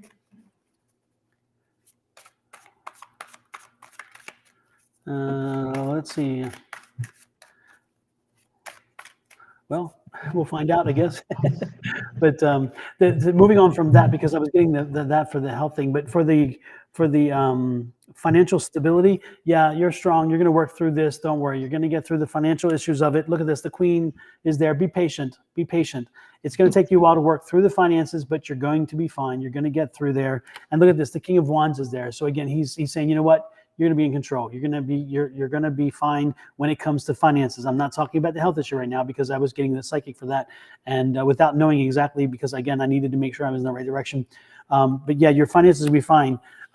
This is you again. This is you when it comes to decisions. Right now, you feel like you really don't know how to move forward or back financially because you don't know what to expect in the future. So again, I think you're kind of making your financial situation more problematic in your head, because you feel like you have to juggle a lot of things that you don't know. And the unknowns are driving you a bit crazy with that. But those unknowns are going to work themselves out. Again, you just have to take control of the situation. Make sure that you're in control of the choices. Get moving, and focus on just living and taking care of the things you need to take care of. And again, the situation will work itself out. This is the Justice card. It's going to work itself out in the end. It's good. You need to find balance. That's the most important thing, working. And the Justice card is always with balance as well. So make sure you're finding balance and make sure you're doing what you need to take care of yourself. This is your self-help. This is your self-health. This is you spending time and understanding yourself well, knowing your body well, understanding what it's doing, and also understanding your finances, of course, and how that's impacting it. But look at this, the Sun card. So I think things are going to be fine for you. I think you're going to be surprised because you've already told yourself that things are going to be the opposite way. But the Sun is out. The Sun is saying things are going to be good. So hopefully you'll hear this, you'll understand this. I don't see a response, so I'm guessing maybe you're not online right now. But I also feel like she is thinking that she's using her spouse as, or whoever the spouse is, or a significant other, as a crutch, and that she's leaning on this person too much, that she's putting too much pressure on them. But I feel like they're saying, no, I can bear it, and that like we're in this together type of situation. And she's, or whoever it is mentally revving themselves up and just overdoing it mentally. Exactly. Yeah, they're going to the worst. That's what I was saying earlier. Is like they went to the worst case scenario, and then now they have to work themselves back. They've put themselves into what we used to say, a lather. You work yourself into a lather, you know. And that goes from face. You know, remember the thing for the face, for the shaving. If I shaved, you know, you worked it into a lather, and then there's all of a sudden, you know, same deal. I think you've worked it into to worse than it is, and I think that you're going to find out that again, it's going to be fine. You're going to work through it, but you'll be fine. I do believe that. Next, hopefully it helped you. Next is Lord have mercy. I'm trying to, who did we just do? Summer, right? So next is LTM. And did somebody change their question? Kina, is it LTM? Somebody changed their question, and I don't know who it was. I remember seeing that comment. I want to change my question, but yeah, I'm gonna it go was with, like a hello person. So it was a weird. I thought it was a weird name. LTM is asking, did they make the list? Yeah, LTM, you're actually on the. You made the list earlier, and your question is up now. So you popped in at the right time. Yes, LTM, I want to know how I will do in my interview on Friday.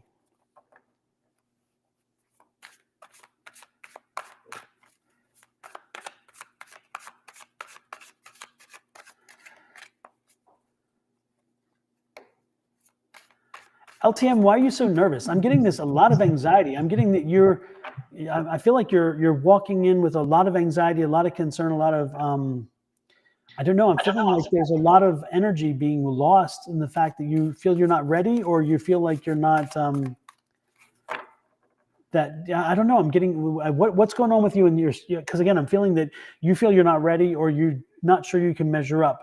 And that's going to be, there it is. Not confidence is shot. Yeah, no, I was feeling that. I'm feeling that big time.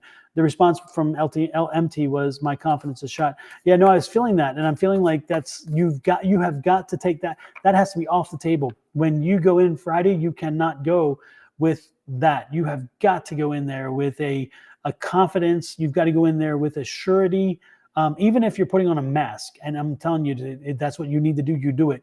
But you cannot go in with this present kind of energy, because this present energy to me is an energy of I don't have the confidence that I know what I'm doing, and that's not good. And so LTM, that's where you start with this question. That's where you start with the question. That's where you start with working through this, is figuring out a way to mask it, to change the energy.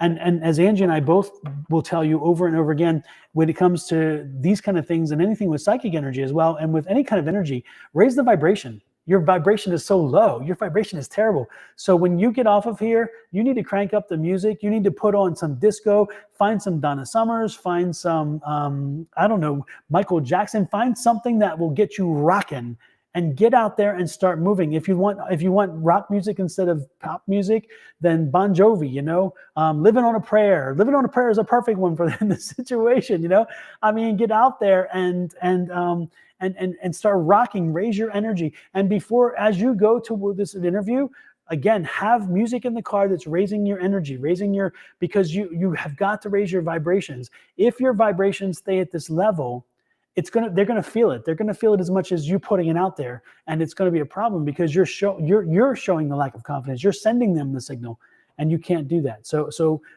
listen to what I'm saying. If you can, make sure that you again change that mindset, change that energy, the vibration, pop it up. And I can tell you this much: when Angie and I are trying to read, or we're in class together and we're trying to do readings or whatever, sometimes the energy gets so low, and all of a sudden, we'll shake it up, and as we do, all of a sudden, people start popping in, and all of a sudden you see people who've passed, and you're like, oh, wait a minute, you weren't there 5 minutes ago. And that's because of energy. So listen and learn from what we're saying. Raise that energy vibration, and that will help you with the confidence. And then walk in there, shoulders back, proud, and you will probably get a better result than you would have otherwise. Go ahead, Angie. Sorry. Oh no, you're fine. I feel like this is your least favorite of the options. Like, I feel like you have multiple options, but this is your least favorite of the options. Like, at a bare minimum, if I get this one, then I'll be okay. It's not the exact desired thing that you want, but it'll get the job done, is how I feel about it. I am not sure that it is the exact one that you're going to get. I feel like there's another one that is coming. Like maybe this interview gets your feet wet and you get a sense of what it's like to interview again or get back out there. But I feel like this is your least favorite. Like, I feel like there's more. Like, if you had a list of jobs, this or a list of opportunities, this is the least likely one that you want. And that the next one will be the one that you get. Like, you seem to be like, this is the bare minimum. If I get this, then at least, okay, that's something. but it doesn't seem to be your favorite. I don't feel the excitement. I feel the anxiety that Don is talking about in the interview process, but I don't feel an excitement like, oh, holy smokes, this is what I want. This is like, if I have to pay the bills, this is what I have to do. But I don't feel like, but I feel like if, like Don says, you have to raise the vibration. I feel like that's going to be felt. Like that person's going to feel like we're your least favorite option. But it doesn't seem like to be your favorite one. She said it has the money she wants, but a lot of stress. Yeah, I don't feel like it's the one it's favorite. Like if the other ones offer as much money, you'll take one of those instead because it's a better fit for what you want to do. This is just something you know how to do. Like it seems very familiar, whatever this job is. And it's funny, for those who can't see it, LMT said, "Can I take you into the interview?" If I was there, we'll be with you in spirit. How's that? We'll send you a whole lot of energy on Friday morning. This is basically your mock interview. Like this is the interview before the real interview. Like Exactly. this is just getting you back in the process of answering the questions and feeling comfortable. Like I actually feel like kind of like sweaty, or like, you know how you get misty because you got your body temperature up. Like that's how I feel like you're going to be in there. Like you're going to be like, oh my gosh, I'm so hot, I'm so wet. And then when it's over, you're going to be like, okay, on to the next one, on to the next one. Like it was just basically getting your feet wet. Yep. Hopefully it helps you. Hopefully, LMT, let us know. Come back online and let us know how things went with you. Next in line is Amanda, and Amanda Amor wants a love reading. So let's. With a name like Amor, I know. there has to be love somewhere present. Exactly. What's love got to do with it? I definitely get the pink, white, and red hearts of Valentine's Day. Like you were hopeful that there was something that was going to be happening for Valentine's Day, or you're longing for that romantic feeling. I don't necessarily, and let me make sure I'm getting this correct, that you have a current person. If you do, then I don't feel like there is a deep connection, or there is a significant connection. Like it feels like very black. They're actually showing me a black heart, like a cold black heart. I feel like you've done a lot of introspection. I just heard the word introspection, and now you're like, okay, now this new me can go out and date, and I won't be so critical. Like I feel like you're very critical on past people, but critical because of previous past people that made you that way. But I don't see the romance for Valentine's Day, but I'll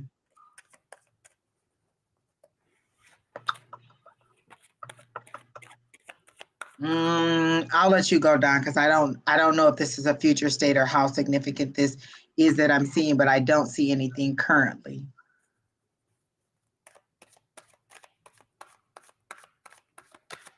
Yes, single. Okay, yeah, that's what I thought.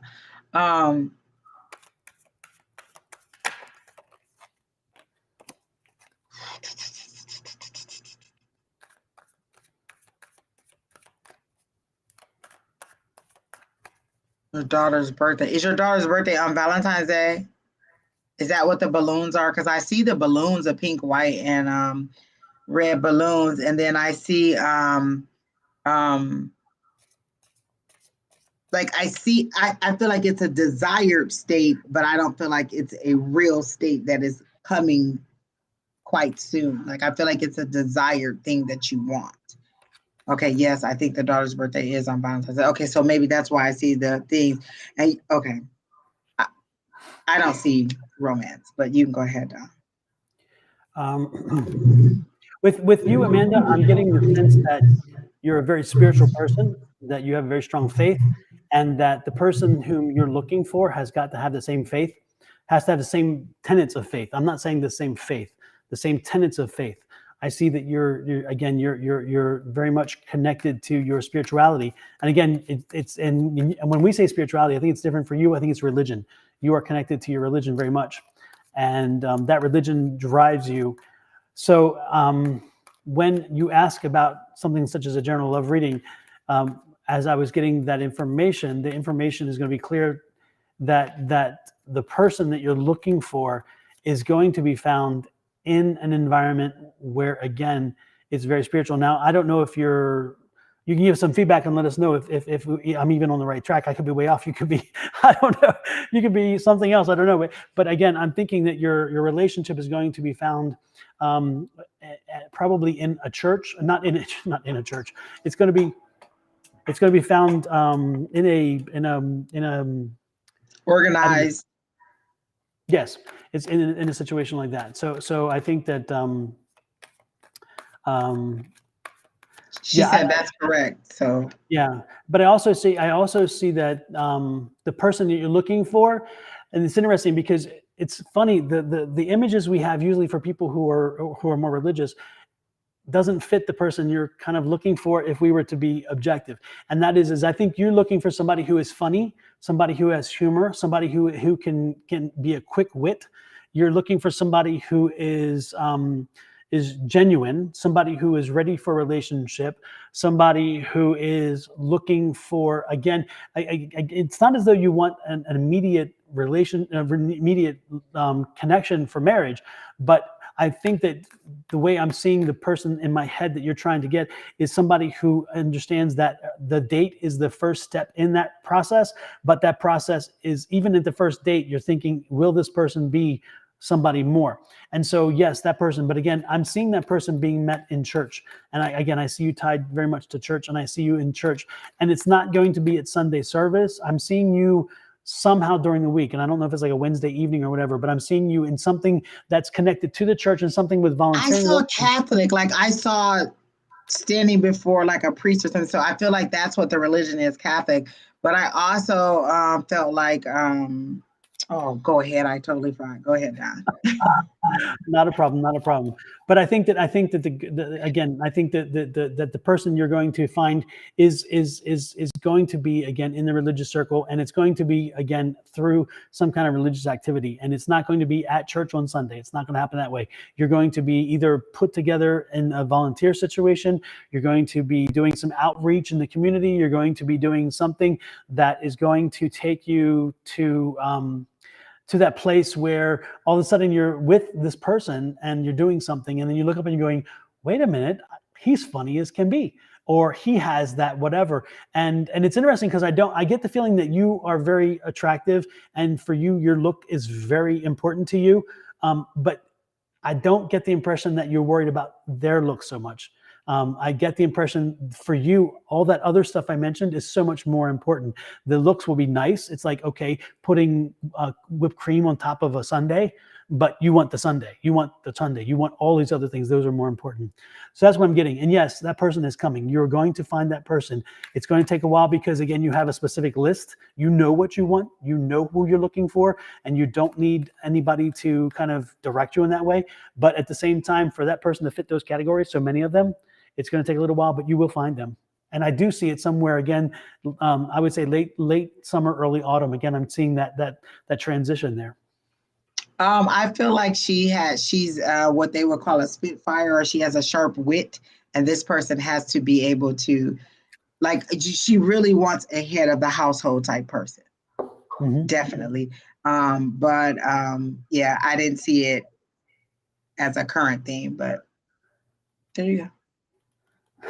Hopefully that made that made sense. I think her answers were pink flowers. Yes, that's correct. Yes, and yes, correct. And then a heart. And so I think the list that you gave of the attributes for the guy is the yes. Okay. So it looks like we kind of hit something on the target. So that's good. And hopefully that, let us keep in touch and let us know how that works with you, and let us know how that what you think. And with that said, we're going to move on. And thank you for popping in, Amanda. Everybody, don't forget to hit that subscribe button on YouTube. Also on Angie's YouTube site, A5Says. Is it A5Says for YouTube? It is, Angie, or is it your name? A5Says, yes. I changed it to A5Says, yeah. Yeah, so make sure that you all hit that subscribe button and hit that little bell icon, and it'll let you know every time we go live or when we post something. That would be good as well. So with that said, we move on. And again, thank you everybody for popping in and being patient as well. Our technology issues really delayed us tonight. And we thought we were on top of it. We even said before we went live, oh my gosh, this is working so well. And then boom, went live and it's like, oh, wow, holy moly, what happened here? So next in line, as I go down the list here, is LT. And LT has a specific question. What does my Virgo like most about me?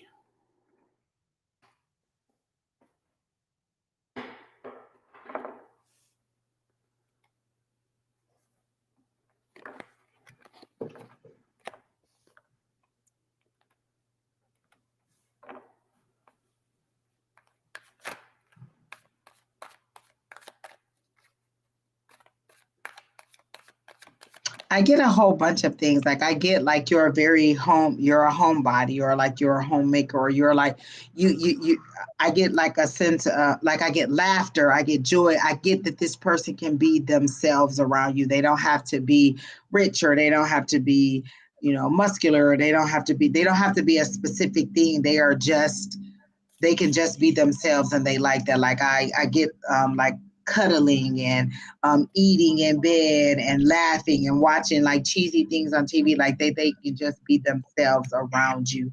It's kind of what I get, like an innocent kind of childish love, like a giddy like type of love. And that's kind of all I get. Like it just feels organic. Like it's like maybe it's unnatural to you. Like, oh my gosh, this is so easy breezy, or this is so whatever. But this person really feels like they can be themselves around you. They don't have to pretend to be this or that or whatever. And you like them for who they are, and they like you because you like them for who they are. But as you get to know each other, I feel like it just like I feel like you like, oh my gosh, we have that in common. Oh my gosh, we have that in common. Like I like this music, I like this food, I like this, I like that. Like I do see it moving forward, and maybe even moving in together. Like I feel like there's one bed, one house, or one apartment, and not multiple. That's how I get it. Like I get a very giddy, cuddly type love, if that's a type of love, cuddly. I like it though. I think it's a real good visual, the touchy feely kind of thing, it's kind of nice to just, the tactile, it's wonderful. The one thing that came out first was friendship. I'm guessing that you guys were friends first, and from the friendship grew the relationship. It seems as though that's the case. It's interesting because the one thing I'm getting here, and again, I'm not going to, I don't know what the Virgo part, because again, I don't do signs in that sense. I don't know. I'm just the person that I feel that you're connected to. I see you guys were friends first, and then the relationship grew from there. I see that also there was some spiritual growth. This relationship has brought you some spiritual growth. And I think that spiritual growth has been beneficial because the both of you are growing together. Now, the question is where is that going? And that's the biggest question, is the intentions. What are your intentions and what are their intentions? And the question, that's a real good question for you. I think this is probably where your question is right now. This is probably the biggest question you have, even though you said, where does my think about me? I think that the intentions is not so much what they think about you, but where they're going with this. Where is this going? We spent time. We need to know where we're headed with this. And I think that's your bigger question. If I were to guess right, or not guess right, but the cards are kind of saying that. And it's interesting because the angels, your guardian angels, has been telling you where this is headed.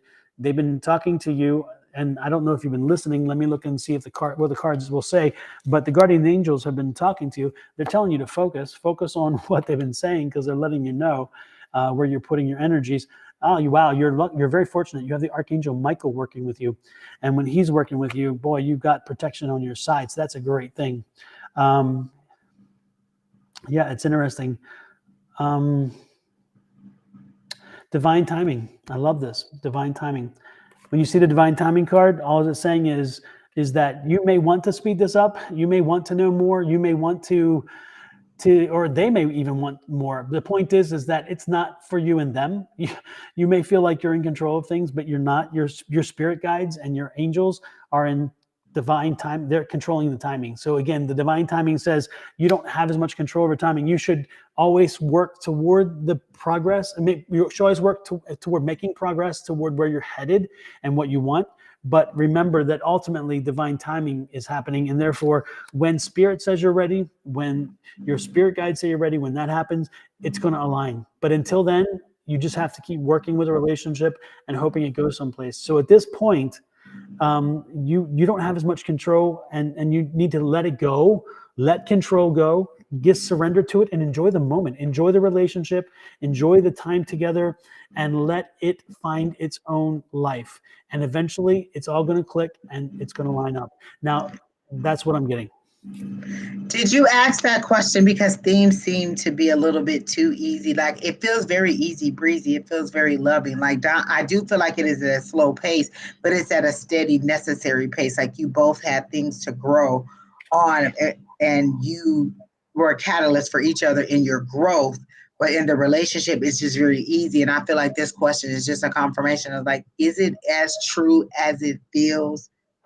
Like, is it as easy as it feels? It feels like there's not a lot of complication. There's not a lot of anything. But I do see like moving forward and moving in later. But it doesn't feel like, oh, next month we'll move in. But it does feel like I distinctly got one bed, one house, or one place.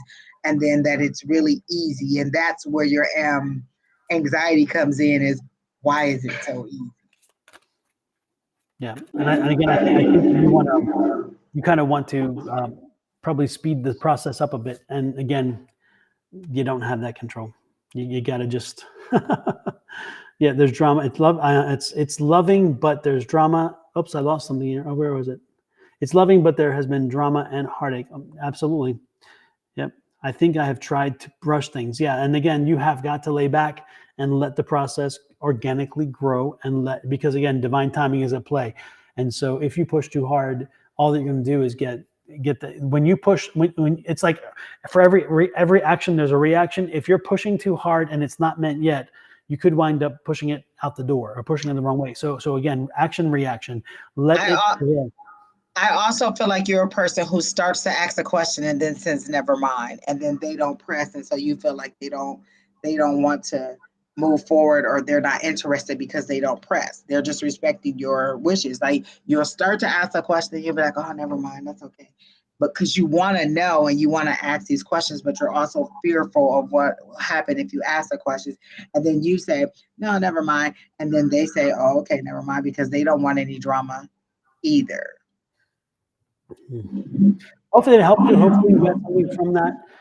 It's interesting because Cry 5 Tall Dragon added some input there, and I thought it was interesting.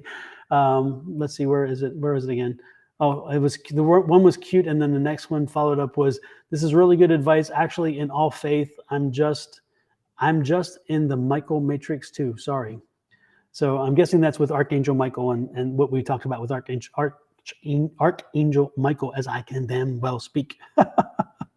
So next is, hopefully it helped you, and hopefully you'll gain from that information. Again, let it go, just lay back and let things kind of to grow on their own, and you may be surprised at how well things will change. The next in line was, who was that we just did? LT? Yes. Okay. The problem is when I bring up my screen, it hides the person, so I can't see it.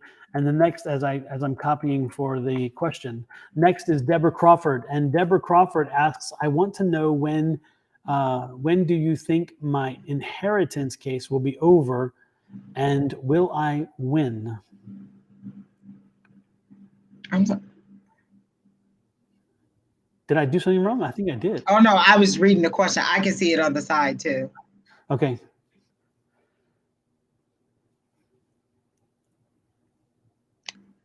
Are you fighting siblings? I feel like you're fighting siblings. I feel like you're dwindling the money away.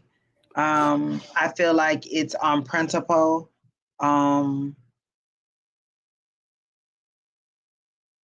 everybody is standing their ground. They're definitely showing me the 7 of Wands, and everybody is standing their wands because everybody thinks their point is significant. That I feel like there's a fight there. Like it's trying to prove who loved more or something like that. But I feel like whatever the holdup is, the only people who are winning are maybe their attorneys. Um, I do feel like a close relationship, a close but broken, distant relationship. Like it should be closer, but it's a little bit distant. Um, I really do feel like the fight is on principle. That's what they keep showing me over and over, and everybody just standing their ground because they think that their point is more significant. But Don, you can go.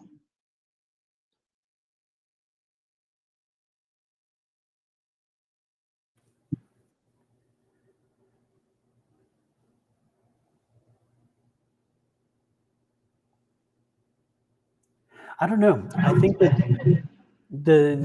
again, when we talk about cases and so forth, I just think that I think that everything is just prolonged. I think that it's going to take a longer time. I don't know what your thinking is and what your timeline is thinking wise about what you expect, but I don't think this is going to be a quick and easy thing. I think that this is going to take a while. Now the question is it would be,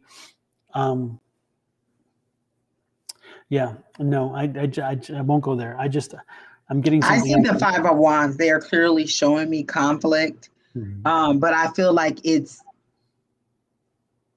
I hear the word sibling rivalry, and I'm not sure if that's it, but it seems to be a close relationships fighting. And the Or question, should be close relationships. yeah, and it's interesting because what I'm seeing is that in this situation, ultimately,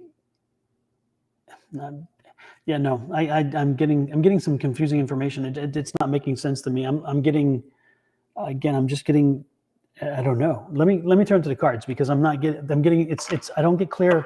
I'm not getting clear guidance on this when it comes to the psychic stuff. So let me look at the cards. Again, I think this is going to take a while. I don't think this is a short thing. I think it's going to take a while. I think that you're going to be frustrated by it. I also think that the divisions are going to get greater. This much I do know. And again, this is what I will tell you. I think the divisions are going to get greater instead of better because I think that everybody's going to get entrenched in their decisions. And I think that that's going to be the worst thing that could happen because everybody's going to be, they're just not going to be flexible, and that's not good. The good card is this card. It looks like you will be successful ultimately. This is the 10 of Cups, and that's the best card in the deck. Again, it's going to be happy, but again, it's going to take some planning. It's going to take some work. This is going to take time. This is the 2. This is the 2. In tarot, the numbers go from ace to 10. And so if you're looking for a time span between, if you're looking at time span, ace starts something, 2 just gets it rolling. This is planning. And then the 10 is the ending. So again, you are far from the end, but the end when it comes is going to be good for you. And again, there's the King of Pentacles. So again, you're gonna get some bucks out of this. You're gonna get some money out of this. But yeah, it's just getting started. This is just getting started. So keep that in mind. You have a ways to go. And again, I think ultimately you will see some money out of this. You will see something out of She it. said it's just her brother and her. I thought it was. Are you two fighting against each other or against somebody else? Each other. Yeah, she said it's just her. Yeah, okay. Yeah, that's what's prolonging it. It seems like it could be divided, but you both are standing on principles. I do feel like there's a significant event that's going to happen, and both of you are going to just kind of realize that this is petty and unnecessary, is how I get it. It was her father's house. So are you both, is that one of you want to sell it and the other person wants to live in it? It feels spiteful. Like that's the word that I get. It's just spiteful, like tit for tat, like you're doing things to each other. And I feel like the money is, or whatever it is, the attorneys are making quite a bit of money because you two, and I feel like they've even tried to move it along, but you two are just really fighting on principle. Yeah, I don't have much. I don't have much more to offer. Sorry. I'm getting delayed case. I'm getting the fact you will eventually get something out of this. You'll be okay. But I do see there's going to be, there's going to be, unfortunately, some hurt feelings that will take a long time to heal once this is over. I don't see this ending in a good way for either of you, in the sense of healing. I don't see a healing here at all. And it's going to take, there's going to be a little bit of time before, a few years before you guys heal from this. This is it's going to be a deep, ugly wound. And I think that that's unfortunate, but I'm hoping I'm wrong. I hope so much that I am wrong, but I don't see that. I see a very, I don't know. Again, I'm seeing a very thick file in my head. I'm seeing a very thick file. I'm seeing a lot of motions, a lot of filings, a lot of evaluations. There's going to be, again, there's the question of how much is it worth. There's even going to be an argument about that and who pays the taxes. And then, of course, who is the executor, or actually it's going to be the administrator, because that's a problem as well. Yeah, I think that it's just going to be intracted, and you're going to ultimately, when it's said and done, you're going to be furious that so much money was spent on attorneys when you could have actually worked it out. But I think you're beyond that at this point. Even the way it was said, but it's my father's house, there's a lot of emotion tied to that. Mm-hmm. Like, I got such a deep, it's my dad's house. It's kind of a how dare you situation. And so a lot of this is just emotion, lots of emotion. Yes, and so hopefully it helped you. Hopefully it gave you some information. I know it's not always the news we want to hear, but sometimes, unfortunately, we tell you what we see. We don't sugarcoat it. So unfortunately, you get what you get. You get what we see. Yolanda, you are next, and for you, it's a general reading. So Yolanda, you are up.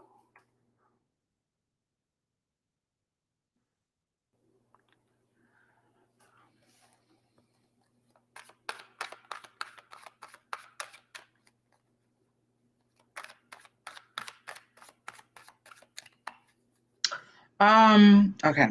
So I immediately saw sitting on the dock. I saw someone sitting on a pier, and then I heard sitting at the dock of the bay, just kind of legs, kicking back and forth. Then I saw fish. Fish for me are prosperity and abundance. The water is murky. It is not clear. So there's some emotion, and there seems to be some dark, heavy emotion. I don't want to say dark energy. I want to say heavy emotion. But I do see sunshine. So you said general.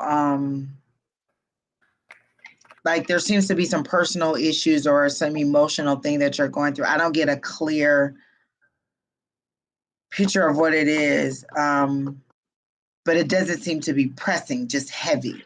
Don, you can go ahead, because all I'm getting is that dock and that heaviness, heavy emotion.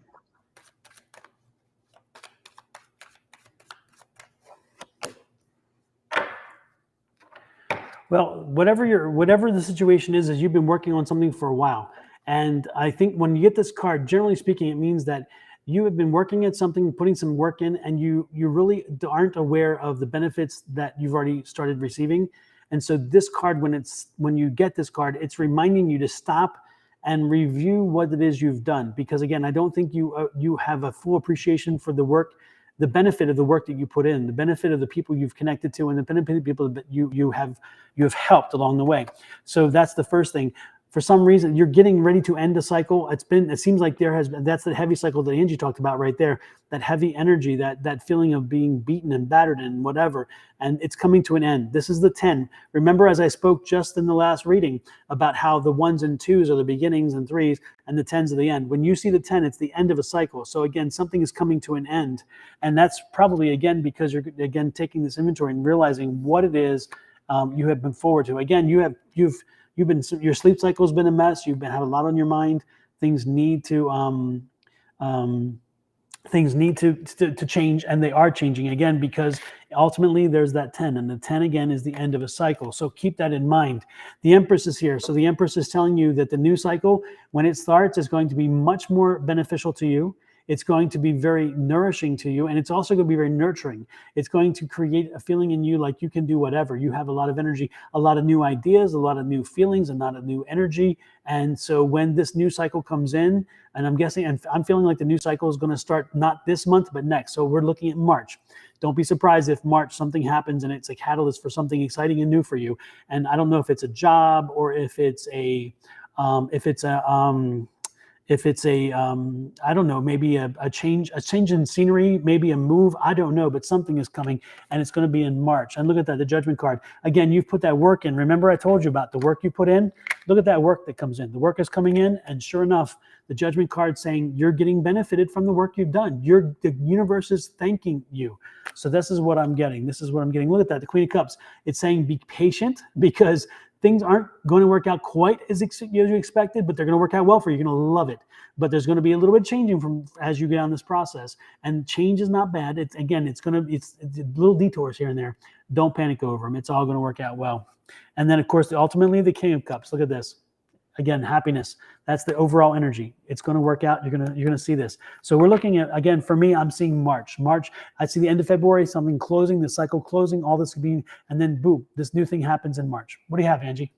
Just before you picked up the Judgment card, I saw spirit like as a cloud, like so maybe you're living in your house and they're coming through the roof and they're shaking you. Are you having restless nights, or are you waking up? Like, I feel like there's a struggle in your sleep, but I feel like it's spirit shaking you and you're having an awakening. I heard spiritual awakening, but you don't understand it. That's how I get it. Like, I literally see a spirit as a cloud shaking you and trying to wake you up to get you to that cognitive level that you need to be for a higher level of enlightenment. Like, I feel like you've been stuck in it. That's what that heavy was.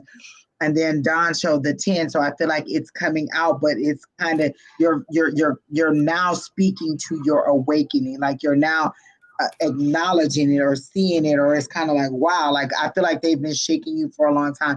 You've been having restless nights, and that's what that 9 was. And then that 10 is getting it over. And then the sunshine, I saw with you sitting on the dock of the bay, was that enlightenment, that sunshine, that water. Also, like, do you do fishing or something? Like, I don't understand the fishing part. Like, I feel like it's a relaxation thing for you, or maybe this is a hobby. Like, I don't feel like you're in the water, but there's something significant about the fish that they keep showing me, because you're sitting on the dock of the bay and you're fishing, but the fish are basically jumping up on the line for you. But it's an awakening, and you're finally getting it. You're finally opening up to it and acknowledging it. And so that's how you're going to move from that 9 to that 10 to that new. That's how I feel it is. Like, that's what the significance is. Like, it feels like an awakening, definitely awakening. You made me think of that song, "Sitting on the Dock of Yeah, the that's how Bay." I heard it. Like, at first I saw just appear, and then I heard sitting on the dock of the bay, and I was like, yes. Oh, she said the water is her very favorite place to be. Like, I feel like it's serene. Like, you just sit there, you just kind of think. But that's your new, like, you'll get more time to do that. Like, I definitely see, like, it opening up. Definitely. And now that they've heard my singing, they know why I'm a tarot card reader, because That's I could very not good. make it That was very good. as a singer. Okay. This is the next one. This is, hopefully it helped you, Yolanda. And She said she sang it in her head, as you said. exactly. Yep. And then she had said the water is one of her favorite places to be. So yeah, right on target, which is great. Okay. The next question is from Hello. And hello, is my connection going to work out? Family drama, but not from us. Is my connection going to work out? Family drama, but not from us. What is a connect? Is the connection a person? Is the connection with somebody, and therefore the relationship and but both families have an issue? Help us out here. I'm thinking that's what it's the energy I'm feeling. Hello, are you still there?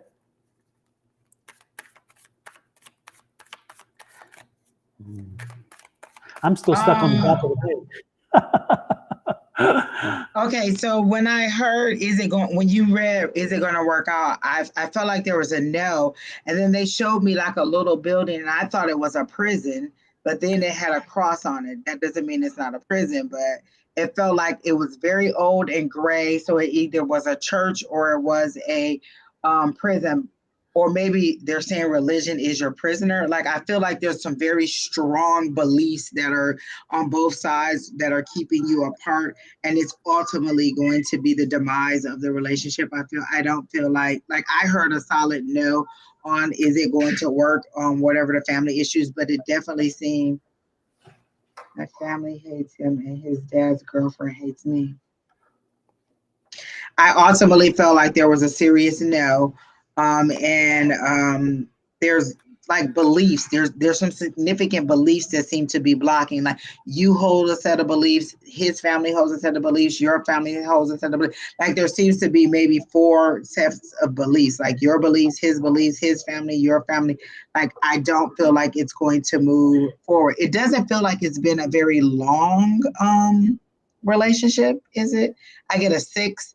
So either 6 months is how much more longer it's going to last, or is 6 how long it's been, or 6 years. Like, 6 is significant. So 6 is an amount of time. So it's either 6 months till it end, 6 months that you've been together, or 6 years that you've been together. But I don't feel like it's going to go for the longevity. I do feel like it's going to be at the end. And I'm actually seeing those swords in that 10 of Swords card, like it's nearing the end for me.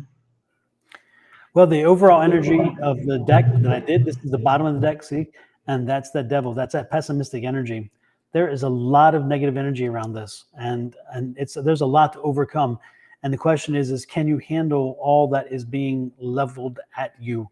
And the answer is going to, of course, come down to what you guys can handle. But the reality is, I think that at one point it becomes too much. And what I was feeling is the fact that I don't know. It's like I'm getting the feeling that one side is getting very ugly personally. They're getting very personal with their attacks, and it is slowly deteriorating because the situation. Because there's one thing about taking a relationship and talking about it from a relationship level, but they're getting very ugly. One side is getting very ugly with the personal attacks to the point where it's weighing down the situation. And again, how many? It's like the death from 1,000 cuts. This is kind of the same deal. And was there a possibility of a child? But go ahead, Don. Oh no, that's okay.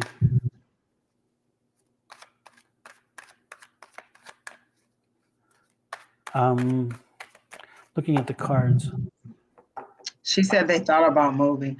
Well, it's interesting because I just pulled the Hierophant, and I thought, if you're going to survive, you got to change. You got to get out of there. You got to change. You got to get out of there. You've got. Oh, maybe that's what the prison was. Okay. Yeah, you've got to. Yeah, that makes sense. The miscarriage, but yeah, if you're going to survive this, you've got to get away. You cannot stay in that environment. You've got to. Yeah, look at this. You need to talk to people. You need to find out where you need to get some folks to help. You need to talk to your friends. You need to make the connections, but you need to get away from where you are. It's not a healthy situation. It's only going to wear on you. The worst part is you only know part of the situation, because when the Moon card comes out like this, the Moon card tells you that that you don't know all the information. If you only knew all that they were talking about, you would probably be even more furious. So I think if I were you, I would, again, you know what you need to do. You need to, I do believe if you're going to survive this, you got to detach yourself. You got to get away and get space between you and the people. But I don't get a long-term successful feeling here. I think it's just too much water under the bridge. Oh my gosh, she's saying everything that I was just about to say. The prison, I immediately saw when I said it feels like a prison or a church. But I feel like the female, which is the girlfriend, the dad's girlfriend, is the aggressor. She feels very nasty, very catty. I feel like she said something about the baby too. Like, I felt like it was a drama that caused the issue with the baby. But I also felt like she said, thank goodness they didn't have the baby. Like, I feel like she's a very mean-spirited person. She says very mean things. I don't feel like the dad so much agrees with everything, but it's his girlfriend, and so he just kind of lets her talk or lets her speak for both of them. But she's a very mean-spirited person. I do feel like it's going to come between, because you're going to feel like the significant other that you have isn't standing up for you enough, and he's just tired of the drama. Like it's gonna bleed over, and you're gonna argue about the way that they're treating you. Yeah, like I said, I didn't feel like it was the dad. Like I feel like he just doesn't say anything because he doesn't want to be in it, but the girlfriend seems to be very much the aggressor and very like venomous, like you said, Don. Like she seems to accelerate it, and she says very mean things. And you may not know all the mean things she says, but I hear them. And then I feel like you're gonna find out that your significant other isn't defending you in the way that you think that you should be defended. Like you're gonna find out stuff. That's what that moon card is, that unknown. You're gonna find out he's not defending you in the way that you think you should, and it's going to deteriorate, but it's going to be okay for you. Like it'll be a heartbreak. It'll be a we have to move on, but better is how I see it. Like this is just once this is over, better. But I don't see it being a much longer term. And that 6 may have been the 6 months that I was thinking, because I kept saying there's 6. 6 is very significant. Yeah.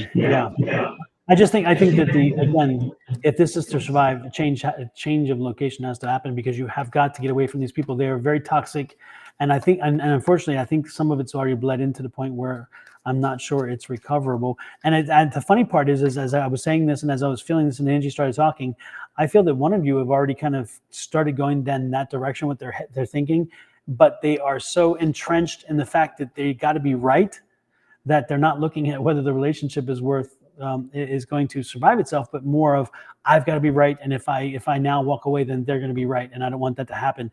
And that's not a healthy situation for a relationship. It's not a healthy grounds to be in a relationship. So keep working on it, keep being patient. But again, but I feel like this question was asked because she felt the change in the mind. Like there seems to be like a significant energy change. Like maybe somebody in a relationship is moving different, and that's why this question came about. Like it seems to be very, let me see if what I'm feeling is correct. Yeah. Yep. Don't be surprised if you hear that I want to take a break. Don't be surprised if you hear that come out. I want to take a break. We need to take a break. And I think if you take a break, when you take a break, it's going to be a long break.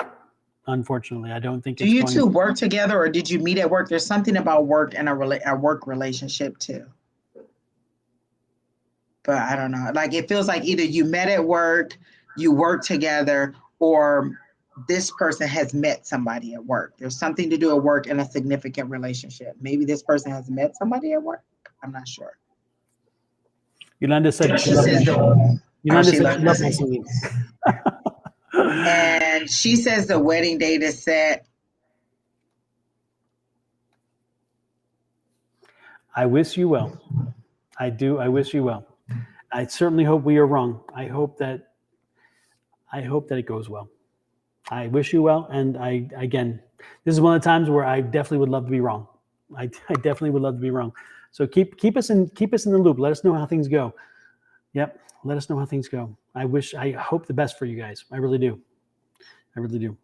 With that said, let's move on. Hopefully that helped you. Hello. Again, we don't always give the answers people want to hear. We give the people to hear the answers that we hear and that we're being told to give. So let's see. Next is going through here. Sorry, stumbling here. There's hello. Oh, there's one after there. There's Cindy. Chrissy Chandler. Is love coming forward me in... What was that? Chrissy Chandler, is love coming toward me in 2022?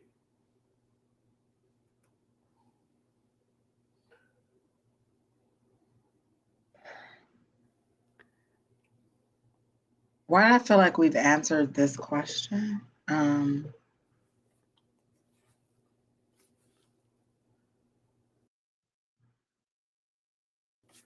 Well, while Angie's thinking about it, I'm going to say this. What I was getting is that you're not ready. You know, you're not ready for the relationship yet. You have things you have got to get resolved. There's some things that have been carrying over from previous relationships, and there's also a lot of different things in your life that are a bit chaotic or kind of messy right now. And you're not ready. Whether it's going to be in 2022, I don't know if it's going to be the whole 2022, but I'm telling you right now, I think there's work to be done. And I think you know the work that you need to do. I think you've been doing some of it already, but I think that you're just not there. And I don't know how much longer it's going to take. I don't get a timeline. I'm not getting anything. I'm not even getting a hint of like a time. Sometimes I'll get autumn leaves, or I'll get snow, or I'll get sunshine. I'm not getting any of that, but I'm seeing a lot of work. I'm seeing the 8 of Wands. I'm seeing a lot of things in the air. In my head, the 8 of Wands tells me a lot of things are in the air. A lot of things are flying around. Things have to be resolved. I'm also seeing the Hermit card, which is, again, you working on your path, working on what it is you want and where you're headed. So unfortunately, I am not seeing quite what you would want to hear, because I don't know a timeline. But I think that right now you're not ready for this. You're not ready for a relationship. I think that there's some things you have got to work out on your own, some things that you have got to deal with that is of your own creation. And when you've got those resolved, I think you're more open to it. And then Spirit will then also make the universe aware that you are ready, and then that person will come in. And you don't want to be in a relationship. You don't want a new relationship if the relationship is doomed because you're not prepared. So again, don't force something and then pay a price down the road because you weren't ready for it. Take the time and be prepared. That's what I'm getting. Angie, what do you have? I felt like the question that you asked it like this, like on your knees pleading to God, am I going to find love in 2022? There's a desperation on it. I feel like you've asked this question multiple times, because that's why I felt like it was a repeat. Like I feel like you've asked it, not necessarily to us multiple times, but maybe you've asked it multiple times to multiple readers, and you're trying to see if you'll get a different answer. And I think sometimes you get a yes, it's coming, and sometimes you get you get fluff. Again, I do feel like there's a deep desperation on it. Like there's a lot of inner work. You want to be loved. And I get it. Everybody wants to be loved, but yours isn't at a healthy level of wanting to be loved. Yours seems to be at a paralyzing, I need someone to love me, I need someone to hug me type of situation right now. I do feel like it will come, but there is a lot of self-healing that needs to happen. I don't want to say that there was physical abuse, but I do get I keep getting that I keep getting that kind of thing, like maybe you're bracing to not be hit, or I keep hearing shattered glass. Like I do feel like there was some kind of turmoil or some kind of aggression in previous relationships, and you want to know, are you worthy of being loved? That is one of the things that I feel that you want to know. And then also, you just want that, you have that need to be loved too, but you need to heal a little bit before you get into that, or you're always going to be questioning or ready or waiting for that. Like I feel like you're waiting on a brick to fall on you, or something to fall on you, or something coming at you. Like I keep getting this motion, and I keep getting the glass breaking and stuff. So it's either there was some kind of past history of trauma in a relationship, or just that unhealthy love. Like any love now would be unhealthy. It doesn't seem to be something that is you're ready for at this moment. And that's all I see. Like just unhealthy love is what I keep hearing. Hopefully it helped you. And and if you have any kind of response or any kind of feedback, you're welcome to give it. And while you do that, we will move on to our next person in line. And that person is, it's here somewhere. Zeal to Heal. Zeal to Heal. Okay. You are next. I love that name. It's a great name. Zeal to Heal is saying that love reading on my relationship will be great. Now, Zeal to Heal, we have not had a good track record with positive messages for relationships. Are you sure you want this to be the night that you ask this question? because the energy I'm is gonna not pull a in that card mess. because I'm not sure that my energy is correct right now. So I'm going to touch on this a little And she says, I'm right not, here and give me some energy. you better rub that And salt stone big time. She says, she says, I'm I'm not going to sure. pull these cards and you can go ahead. I do get the, like, I haven't even anything now. I did get the lover's card, like the lover's card from this deck. I'll find it or I'll see if that's what pops out. But I do get the lover's card. It does feel pretty good. Like we're like the wheel is turning in our favor, Don. We're gonna get a good reading this time. I do feel the lover's card. I do feel like a not necessarily in love, but a close bond building is how I get it. Yeah, the Lover's card didn't come out, but the Knight of Pentacles came out, and that is the slowest knight in the deck. So it's moving very slowly. Whatever relationship you have, I do feel like it's moving slowly. But I do get that there is some kind of, like, I at least get a connection, a bond, a romantic feeling, a ember of fire somewhere, if I must say that. And it feels warm. That's all I can say is that I feel like there's some warmth. Like there actually is a relationship here. There actually is something to move forward to. But I'm just not sure it's at the stages where you should be asking, where are we going for this? Like it's building, but I don't feel like it's at a significant, let's put a label on it place. Well, the things I've got, the first, this is the angel healing deck, which I love. And this is the body care. This is the body care card. And so when you see that in this situation, the relationship needs to be worked at. It needs time and energy put toward it to nurture it. So again, it's not only going to happen on its own. You need to work with it. You have to manifest it. This is the manifestation card. So again, you have to speak boldly and loudly what you want from the relationship. You have got to call in what it is that you want the ultimate situation to turn itself to be. The next thing is to study. Again, study, understand each other, listen to each other, listen when they talk, listen to what they're saying, not with just their words, but with deeds and with kind of words that are unspoken. Because again, know the relationship. Again, this relationship is going to take work. It needs care to grow. But I see that if you put that work in, the abundance card is here. So the abundance card tells you that it's going to turn itself out. And again, speaking your intentions, you got to tell the universe what it is you want. Tell your partner what you want. Have that conversation. Make sure that you're on the same sheet of music. The more work you put into the relationship, the better chances are it's going to work out. But I do see the abundance card here saying that you're ready to do the work, is what I'm getting. And if you're ready to do the work, it's going to work. It's going to be good for you. And that's a wonderful thing. And it's interesting because the ideas and inspiration card is here. So it tells you that you guys share a lot of the same interests. You share a lot of the same interests. You have a lot of the same goals.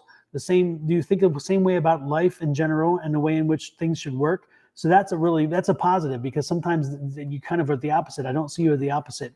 You have to be a little more playful. I think you guys are a little bit too more. You've got to relax a little bit, play a little bit, enjoy life a little bit. Let your hair down, let your guard down, enjoy yourself. Because if you're going to be in a long-term relationship, then you got to show them that side. You're going to eventually show it. Let them see it now. If they don't like it, then move on. That's the point. But that's what I'm seeing here. And then again, what did I say? To surrender and release. You just got to let go and be yourself, and then let them see who you are. And that's the person they're going to latch onto if that's what they choose. So that's what I'm seeing. Anything else, Angie? No, I just, again, I really get that it really feels like the beginning flames, the beginning fires, like there's something there, but it just isn't at the stage where I think you want it to be, and it's building. So just let that slow build. Like Don said, go with the flow. That's all I feel. Well, I tell you what, that's definitely a better read. I can't believe we have a more positive reading. The best of them thus far. Absolutely. At least you have a flame, zeal to heal. Look, you have the zeal to heal. So exactly. That's positive too. Yes. Maybe we should put a disclaimer on our readings. It's like, be careful what you ask for. You may get it. The next question, hopefully it helps you, zeal to heal. She says, woohoo, I knew it would be positive. Oh, that's great. Yesterday we confessed that that we were soulmates. Oh, very well, very nice. Were you gonna say something, Angie, and then you kind of you bit your tongue, or what? How did you confess that you were soulmates? What made you? What brought you to the realization that you were soulmates? That was all I wanted to know. Is like, how did you come to that realization or confess that?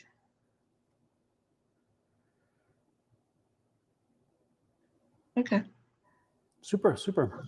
Well, the good part is we're on Bonnie now. Bonnie Morris, General, if you have time, and we do have time.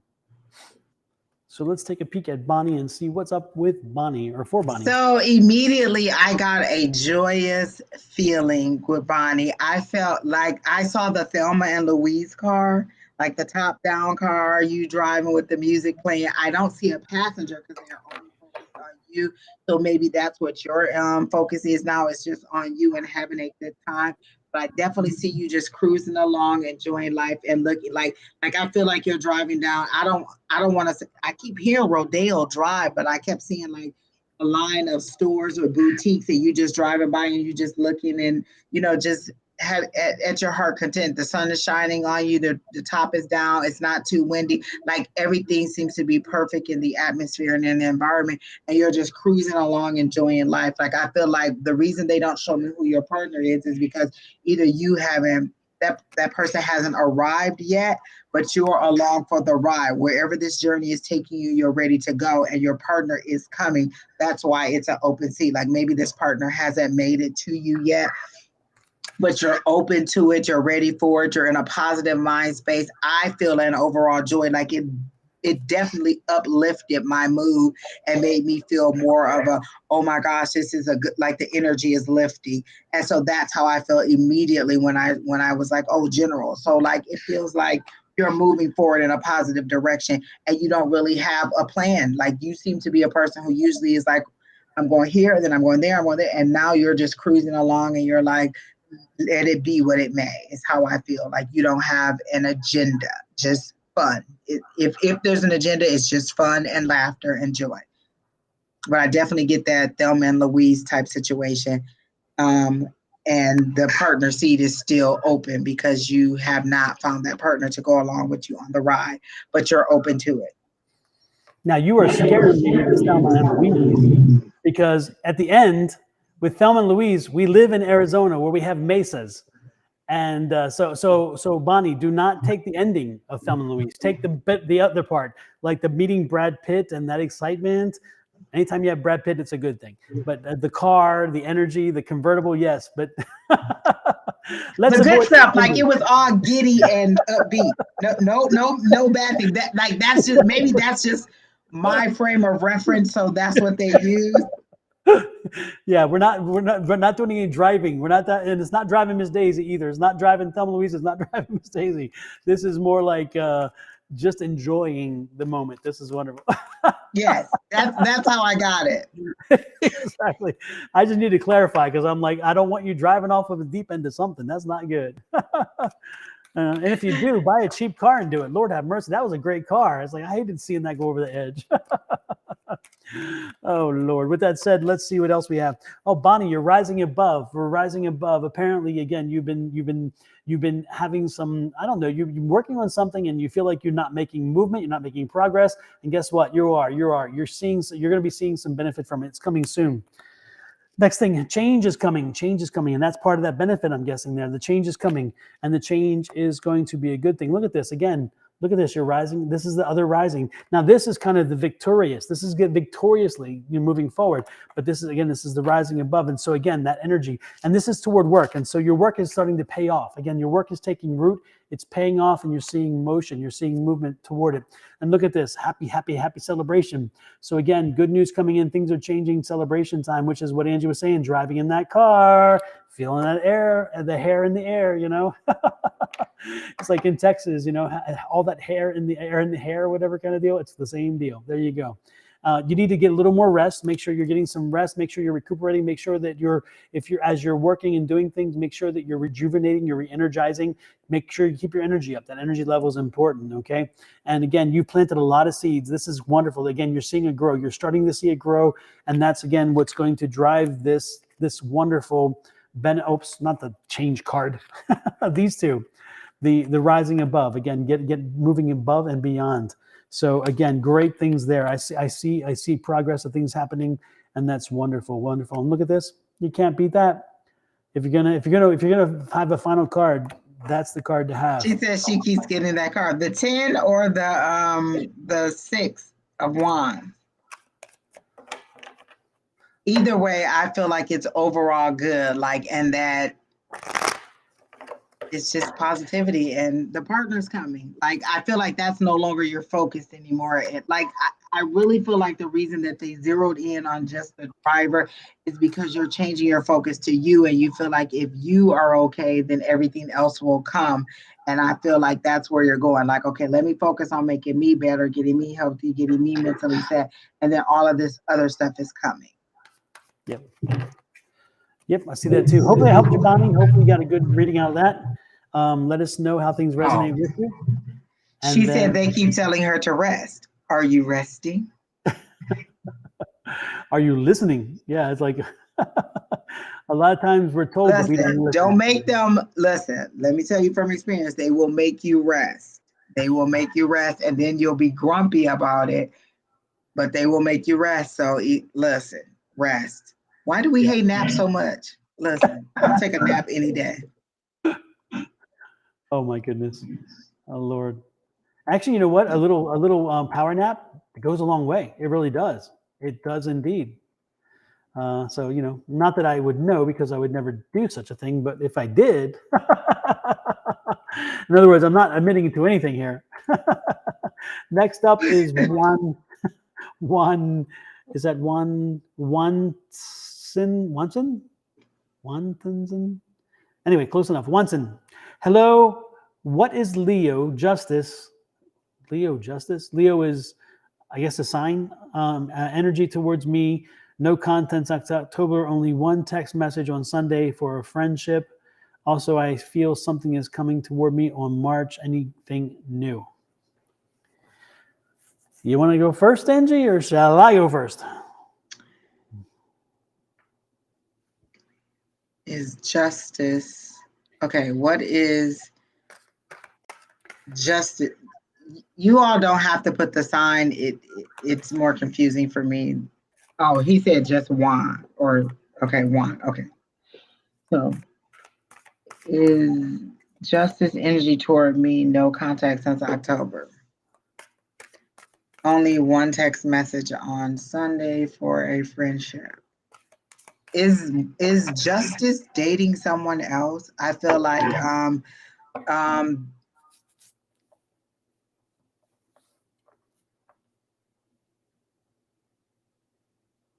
I feel like Justice is dating someone else. I feel like the connection here deep is truly a friendship. Maybe that, I don't know if that's where they wanted it to go from the beginning, and you wanted something else, but I do feel like it is a friendship, and the reaching out was just kind of definitely in a friendship way. I do not feel any romance. I do not feel any burning embers, any tug on my heart. It does feel like a friendship, but it feels like an authentic friendship. It doesn't feel like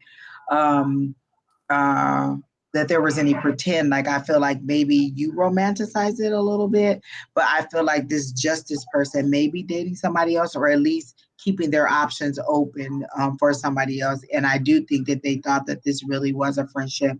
I would assume that if I haven't talked to somebody that I was supposed to be romantically entangled with for over 3 or 4 months, then maybe there are no feelings toward me in that way.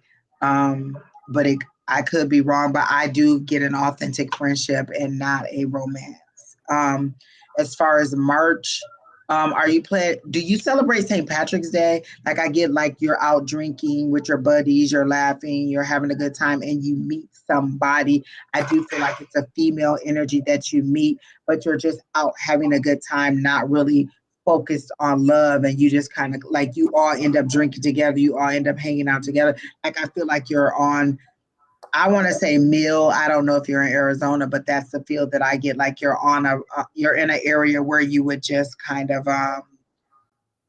be out partying and having a good time. Like, I get a lot of beer, I get a lot of leprechauns, I get a lot of partying for March. I don't get anything else except for that you're just out having fun. And while you're out, oh, they did say they're in Arizona. And I do like it's so they're showing me meals. So if this isn't something that you normally do, maybe this is something that you're going to do this year. And then while you're out and about doing that, you meet this person and you kind of hit it off. Like, I feel like it's a redhead. I feel like she has on a skirt and a little like tank top, and you all just kind of meet. You're out and about, and you all end up hanging out. And it I hear fling, but I don't know that it's a fling. Like, I feel like it could grow into something. Like, that part of it seems to be black and white, and you can either leave it as a fling or you can take it to something else. But I do feel like you're out, like, partying and celebrating, and you meet this person. But the person that you asked about, I do just feel like a genuine friendship. Well, I think for me, I feel that the previous relationship or whatever is that's no longer, that's a non-starter. I think that's done. It's interesting because I'm getting, without, hopefully you won't take insulted. You're not being insulted by this, but I'm getting like a same-sex attraction energy here. So I think that is at play here, and is part of some of the thing.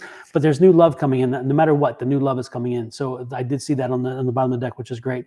So I think that's wonderful. But I think that there's some things you have to work through first. And so again, it's the romance is there. The romance is coming in. You're going to see that. The next card is the Truth and Integrity card. And again, truth, being honest to yourself, being honest to people around you, and integrity. If you're going to enter into a relationship, you got to be true to yourself. You got to know what it is you want, what it is you're looking for, and where that might be. Again, I'm not calling you out. I don't know anything about anybody we're reading. I'm just telling you the energy was coming through. So again, I think that there's something there that's kind of a question mark about maybe sex or sexual orientation, and that could be maybe something that's kind of throwing a block there. Or kind of causing some I don't know, some energy shift. I have no clue, but and again, I'm not mailing. And there's the healing card again, healing, working toward getting through the dealing with all these things, all these conflicting stories and so forth. Again, the previous person, friendship, nothing more. So that's what I'm getting. Anything else you have there, Angie? No, I was trying to see if I could get anything on the March and something coming new. I feel like it's a new relationship, and I do feel like he said, "Oh, redhead." I feel like it's out of your norm, like something different. I got a female energy, so I assumed female. I don't know, but it feels like a very feminine energy. So it may not be female, just feminine energy for me. Okay, super. So with that said, hopefully it helped. I'm not sure that we gave a whole lot to you, but I think the most important thing you were asking is the past in the past, and I think the past is in the past, and I think that there's something coming toward you, but that what's coming toward you is again separate from what you have left. That is not going to be revisited. It's not going to that's not going to get you where you need it. Oh, red is their favorite color. Okay, then that makes sense. Okay. Super. So with that said, next is hopping through. Who is next? I'm trying to. It's Remcito. Remzisto. In other words, just Rem. How's that? Rem, it's your turn. Oh goodness gracious. Oh, I already had it up too. I don't know what I was doing. There we go. I already did the work. I got all confused there. I want to know how I can create opportunities to create. I want to know how I can create opportunities to create a close relationship with a guy or the guy. I just want together to know with him more, and we are really We aren't really close right now. Thanks. Okay. I see. So you're trying to create opportunities where you can maybe get together, and maybe that getting together will create something, and maybe a relationship will grow out of it. Is that what I'm seeing here? I think is what I'm understanding this. Is that what you see, Angie? That's how I'm understanding, is that like, how can I arrange opportunities Exactly. to be? And I immediately heard, you can't orchestrate fate. I do not see this happening, because you're trying to orchestrate it. I feel like if this person was romantically or interested, they would have by now made a move. Initially, when I read the question, I thought, why don't you just go up to this person and ask them, or, you know, make the first move? But then I got, you can't orchestrate fate. Like, you can't make these things happen. Like, if you are making the arrangements for us to meet, you have to create the opportunities. Are you like, I don't understand what you're going to do. Are you just going to create situations where you're sitting in the same place and hope that this person notices you? Or are you like, how are you going to create these opportunities for you two to be together? The best thing is a direct route from A to B. When you're trying to go A all the way around and come back around, just A to B. If you want this person, then walk up to this person. But if you've already been in settings where this hasn't happened, then I just don't think this person is interested. I don't get a romantic feeling. You say that you aren't really close. So is it like a casual thing? Is it like somebody in the service industry and I'm getting a little bit of a mixed information, because I feel like they're in a service industry and you go to them to get whatever service it is. And these are opportunities that you're trying to orchestrate. But you're trying to orchestrate something outside of that.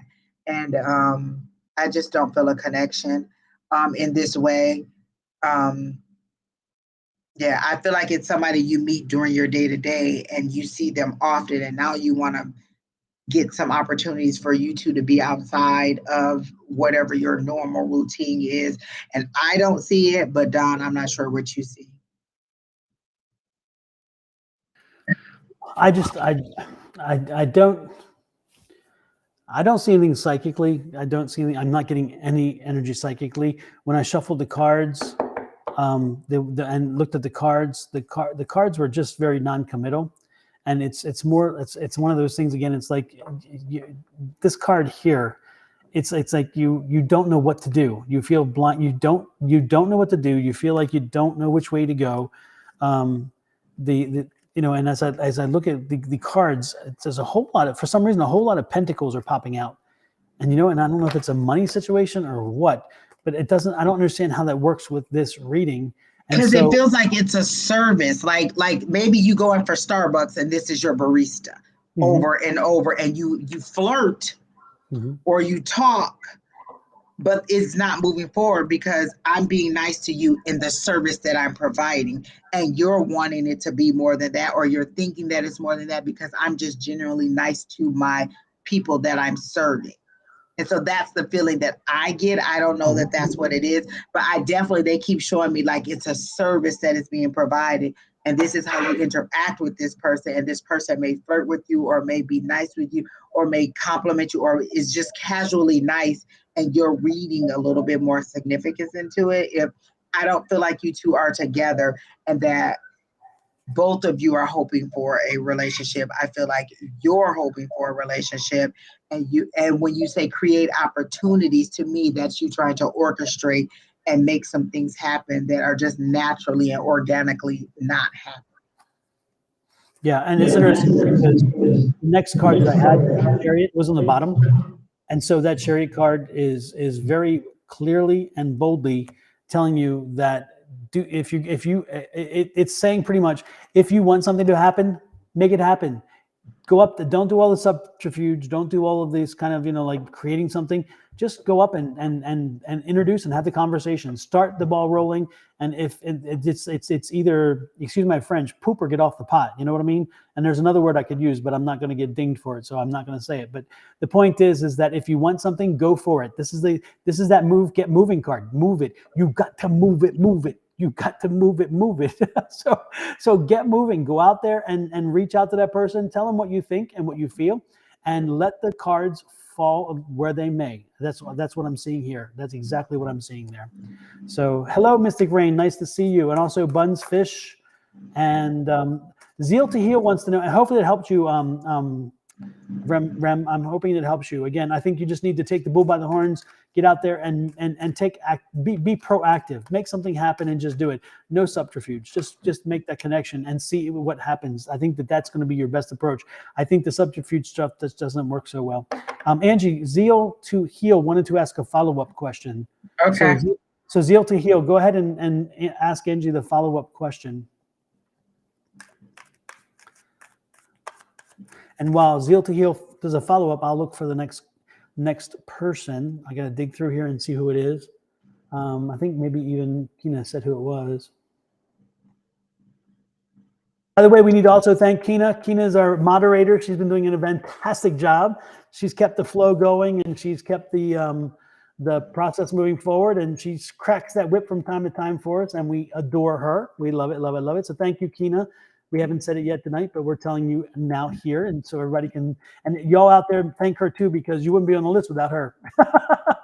Zeal to Heal wants to know why I bit my tongue on the soulmate thing, because I don't think, like, everybody wants to think that the person that they're currently in love with is their soulmate, and I just wanted to know how you got to the understanding that it was your soulmate and that you confessed it to each other, like both of you decided we're soulmates and so that's where we're going to be, or how did you confess that to each other? Like, how do you know what soulmates? And maybe it's my understanding of what a soulmate is, because you don't always get to be with your soulmate. So I was just wondering how you decided that you guys were soulmates, or how you confessed it. Like, did you all just have an epiphany? Like, how did you understand this to be soulmates? And then what is your understanding of a soulmate? That's just kind of why I was like, oh, you've known each other for 10 years. Okay.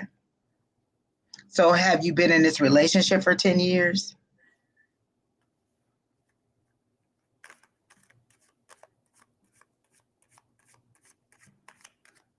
They've gone through a lot of spiritual things together. Okay. Well, if you believe that you're soulmates, then I understand. I was just wondering how you guys you just decided that that's what it was after 10 years, because I've known several individuals for over 10 years and we have not. And we've been through a great amount of stuff, but we are not soulmates. Your eyes kind of got wide there when you said Angie. What are you saying? We are not. Like, there's a few stories there. I'm curious what. Yeah. Okay, she said Spirit made it obvious to her. Then were you just asking us for confirmation to see if we were agreed that you were soulmates, or like, I don't know. So that's all I was wondering. Okay, and then the next one is general reading for YSL Moron. I don't even want to guess what the YSL stands for. I'm not sure. You guys keep me laughing. I love it. I know.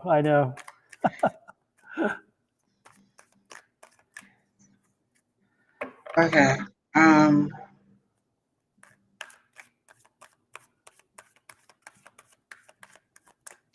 I really feel like that YSL Moron is a play on words. I really feel like you're a very smart person. I really get a very studious person, a very knowledgeable person. But I don't feel like you're taken seriously, and I don't feel like you're actually maybe using your education or whatever knowledge you have to the best of its advantage. I feel like I hear the word entrepreneur or business, like you have some ideas that you want to bring to fruition, but you have not. I don't feel like it's Yves Saint Laurent.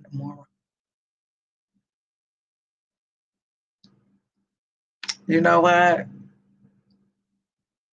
I would have never got that, but I like it. Okay, so maybe that's good taste.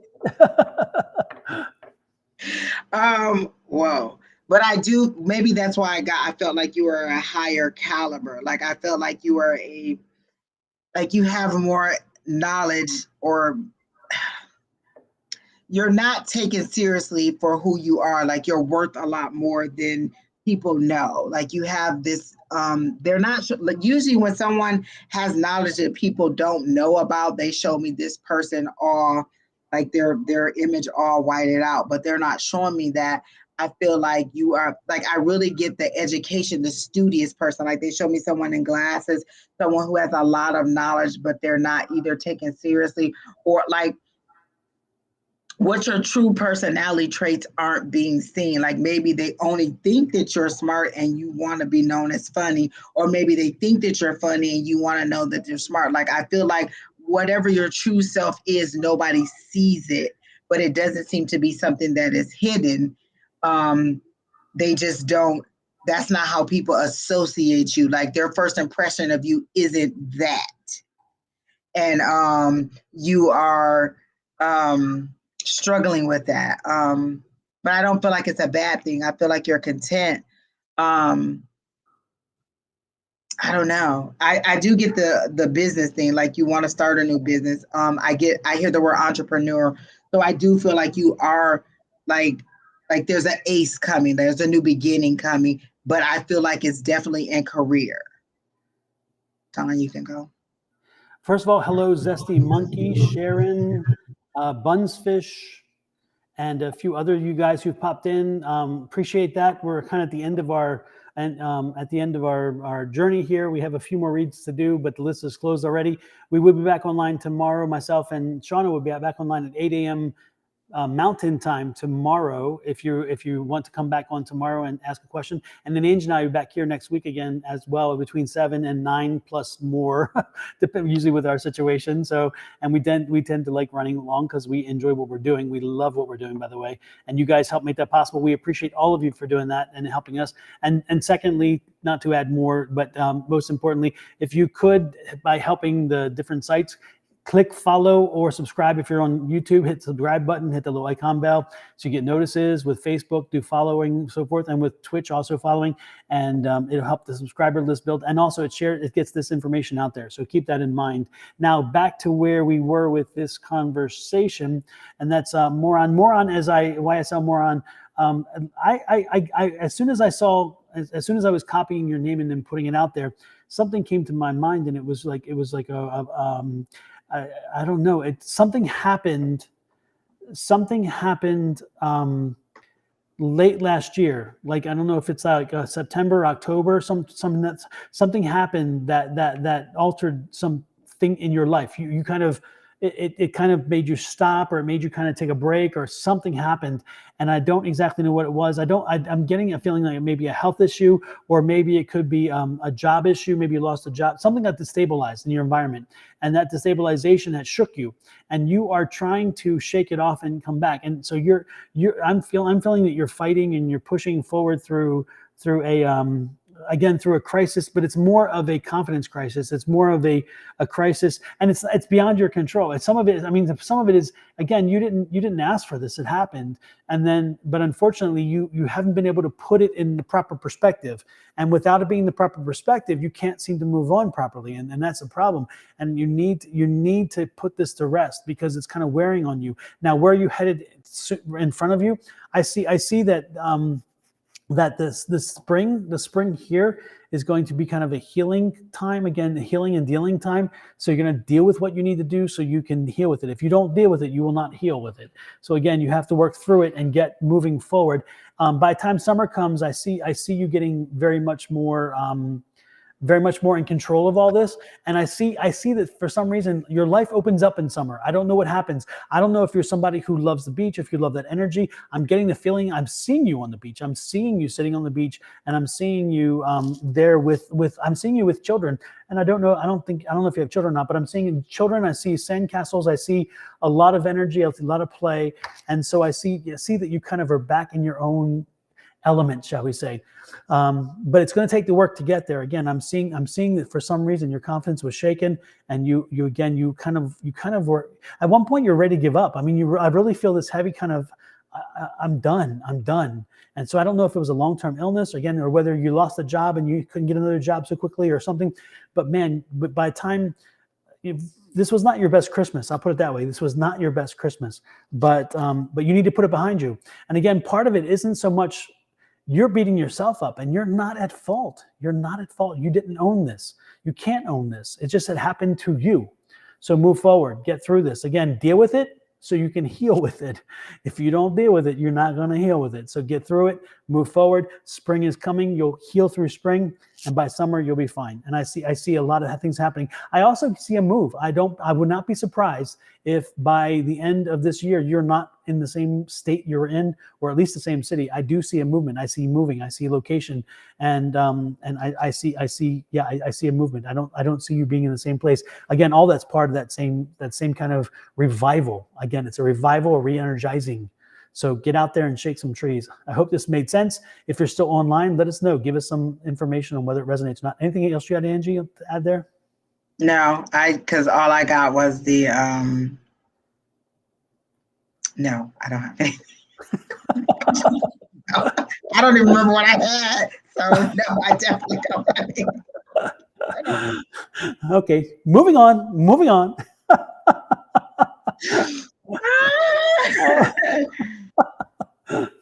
Our next person is Applegate 2. I'd like a relationship reading, please. Of course. Again, let's give the disclosure. Tonight's not been the best night for relationship readings. They've not been the best thing, so you may want to reconsider. But until you do, let's move forward. What's in store this year and or future beyond that? Here we go. Spirit immediately shows me an aerial view of a football field, like the Super Bowl type event. Like you looking down on things that you want to do. I don't know if the Super Bowl is significant to you or why they show me football. But it seems to be you looking down on life, on what you want to do. Like maybe there are things that you want to do that you are not doing, and you're just kind of looking down at the things that bring you joy. Like what does the football field or football or the Super Bowl or any of that have any significance to you? Because I want to know why they gave me like literally a high, like if you were in the blimp, and they're actually showing me that I'm in the blimp, looking down at the crowd and you can't really see anybody. So are you looking for something, looking for someone, but you're so far back that you wouldn't even be able to identify love if it came upon you? Is that where they're taking me maybe? Because I feel like you're looking, but you can't see what, like you're so far removed from it that you can't see what's going on, or you can't see the people to even get to know them. Like maybe you're tipping into it. Wait a minute. I just joined 72, so they are going to have 2 commercials in the Super Bowl. Okay. I don't know why they show me. Okay, maybe that's why they showed me the Super Bowl. Okay, so you looking down on them. So let me see. Okay, Don, you go ahead. I'm going to try to see why they gave me that Super Bowl and what it is about the relationship. Unless it's a coworker that you're interested in. But Don, you can go ahead. Well, I'm getting the feeling that there isn't a relationship right now. And if it is, I'm getting the feeling that you're not spending much time together. But I really do feel like there isn't a relationship right now. So I could be mistaken in that regard. I think that when you're looking toward this year, I think this is a building year. I think this is a year of you getting, again, constructing I guess constructing in your head what it is you want from a relationship, and I do believe that by later part of the year that you're going to be wanting a relationship so much you're going to be in a relationship. But again, for some reason I don't find that relationship is going to be the long-term relationship either. I think that there's going to be a few misses along the way, not misses as an MRS or MS, a few as an MISSES, a few misses along the way, a few missteps. But that's just part of the process. And so I think that for now, I don't see that being part of your life and part of your reality. But I do believe that by the fall, you're going to be in, again, you're in and out, in and out, in and out. And then eventually down the road, you're going to find the person. But this is not I don't see this being the year for that. I don't see this being your relationships. And if you're already in one, which I could be totally wrong, I guess I really do believe that you aren't. I don't get a feeling that you're in a relationship. But if you are in one, then I'm getting the feeling like you guys are, again, not spending much time together. You're not in sync or something. So it's not the most beneficial relationship. I'll put it that way. Anything else, Angie? I feel like career is the focus now. Like everything like that, like, or even if you haven't made it the priority, spirit, the divine has made it. But I feel like the reason we were looking down is because you have a higher perspective. You're not pinpointing in and you're not needling in on a certain thing. You are opening your mind or opening your horizons to things. Like I feel like you're more open and now you can see more. Like, so you can see the total picture. Like, I feel like that's what they were showing me when they showed me the Super Bowl. Like, it's the total picture. You can see the whole field. You can see everything from the perspective you are, where you were down, you were like pinpointed on, or you were looking up and you didn't have the right perspective. So now I feel like you're more open. You're more open to things happening for you. But I do feel like the success or the focus right now, at least for spirit, is career. I don't see relationship things. And I'm assuming that the reason that they took me to the Super Bowl is it would have to do with work. Like work seems to be the focus right now. I don't see anything regarding a relationship, but I do feel like the Super Bowl, that's big. That's something extraordinary. That's something significant. So that is the big move. That is the big excitement for you this year. It'll be career. Just not sure about a relationship. I don't see it, but that doesn't mean that it's not going to happen. Super. Well, hopefully it helped you. Our next one is is not Applegate. You are Applegate too. The next one is Yolanda Davis. But before I go there, Angie, I like the way that your backdrop is lined up with you right now. I think it's like so well. It's so perfect. You know, sometimes it's like in and out, but that one is I just like the way it's lined up. I moved it and I was like, oh, it looks like it's coming out of my own head. Like that's it does. It's like your own hair.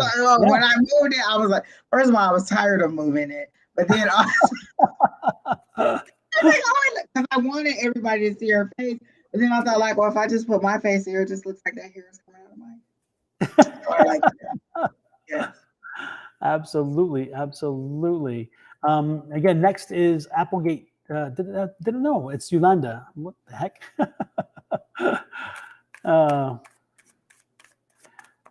So and I was wrong. She is in a relationship.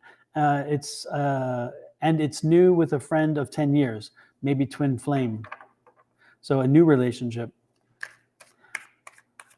Let's see, Yolanda Davis. Who do you see coming into my love life? What are you laughing at? I cannot.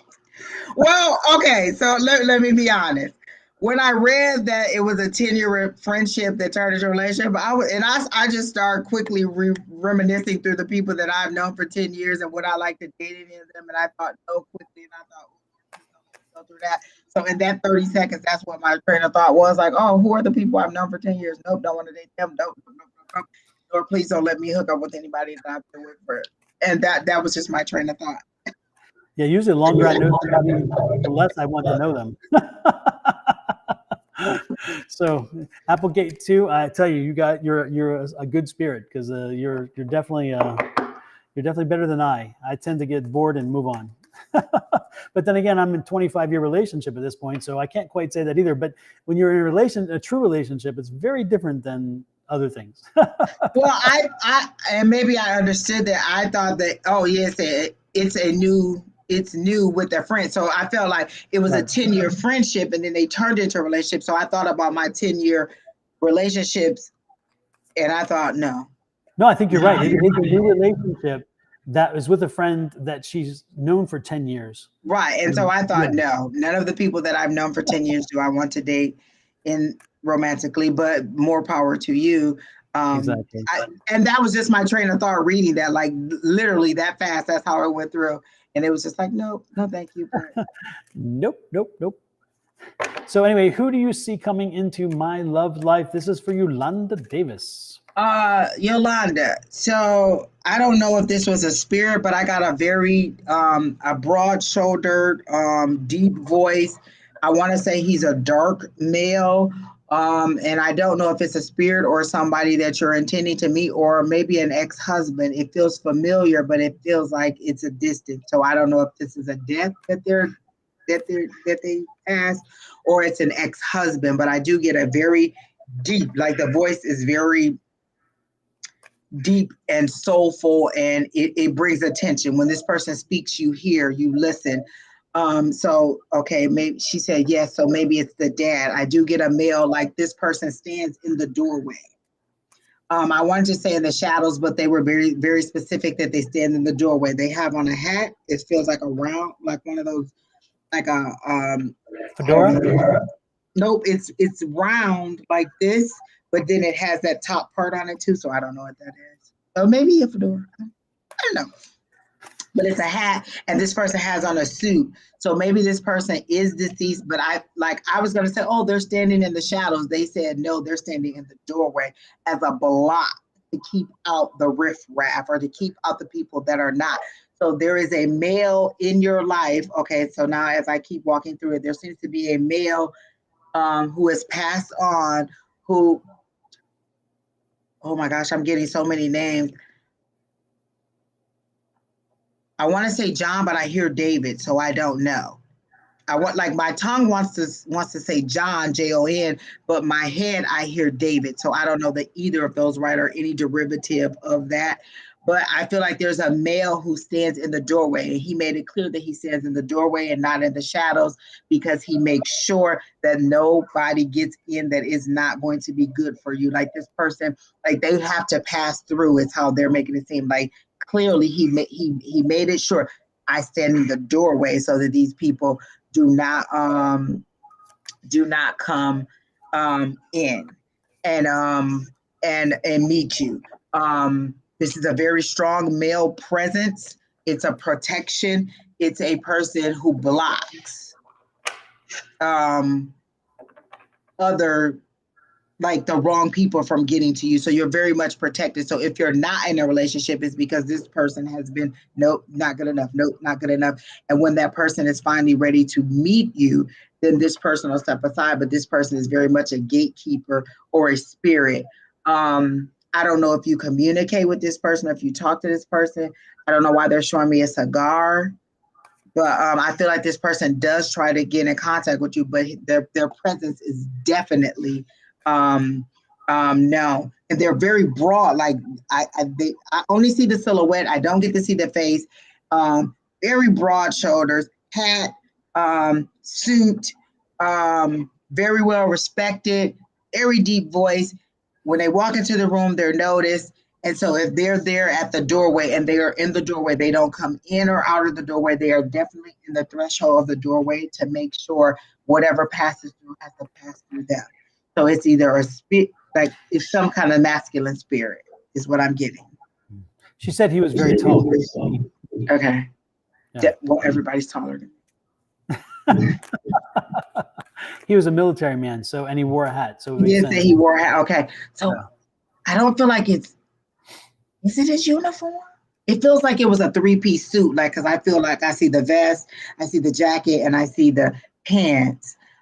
It feels like it's a brown or some kind of dark color suit, but this person does seem to be much older and very much that grandfatherly type energy, but definitely a male energy. And to the question, who do you see coming into my love life?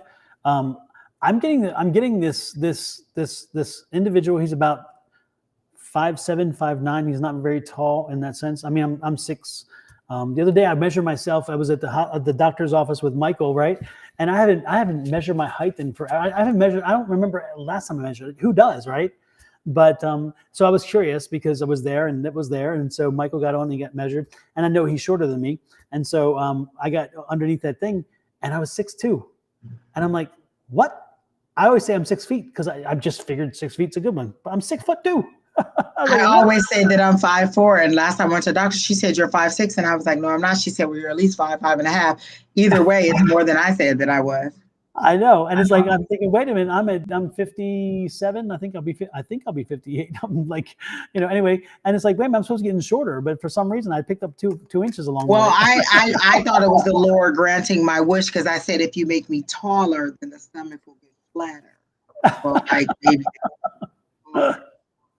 That's how I take it. Like, I am taller, and it didn't work for me. It hasn't all settled yet. It's settling in. You'll see it too. No, it's settling around. It's on my front and my back, my sides, it's all around. Oh, goodness gracious. Now back to Yolanda. Yolanda, sorry about that. This was a little break there. Anyway, this guy is like 5'7", 5'9". He is a bit muscular. He has a tattoo on his arm. I'm getting a tattoo of like of an animal. It's more of like an eagle or a bird. I'm getting the feeling that he is somebody who likes his jeans and t-shirts. He's a jeans and t-shirt kind of guy. He's not much more than that. He is. I'm getting the thing. He talks with a little bit of I wouldn't say accent so much, but like he talks with a little bit of. I don't know. It's like when he was in his formative years, he heard the English language in a certain way, and it has like again. I would say accent, but I don't want to go accent because it's not really an accent. It's just kind of like a dialect, maybe. It's like a regional dialect is what I'm getting. And actually you're going to be drawn to that dialect. That's one of the things you're going to be drawn to. He's also a talker. He likes to talk, and he's a big time talker. And he knows the right things to say. You're going to fall for that. You're going to like that. He is going to. I'm getting the feeling like he has a kid or two. But he's not married to the baby mamas. They're not married, and that's going to be a problem and a conflict throughout your relationship with this person. I'm getting the like a Juan, a Jose. Remember, I kept saying John. Maybe it's Juan. Like, I always say some derivative of that. Right. But she said her grandfather's name is Raphael, and that's why you sent me here going Juan. Yeah. Like, trying to walk it through, and you're saying Juan. Maybe because my tongue wanted to say that motion, John, Juan. But I kept hearing David in my head, so maybe it is Juan. But she says she prayed a lot, so I feel like maybe this is a protective person, and they're filtering out. So maybe they're sending this person to you or whatever it is, but they're definitely filtering out. She said it sounds like a man with problems. I don't think that they have problems. No, he has baggage. He had baggage. He has baggage. Children. He has 1 or 2 kids. Oh, children. Yeah, and again from baby mamas. He's not in the relationship with the woman. They moved on. It's that deal. So there's baggage, not so much problems. He's a very determined man. He's very set in his ways. And it's like, you see what you get. And if you don't like this, then that's the way it is. He's not somebody who's going to be flexible. He's not going to change. He's not going to bend.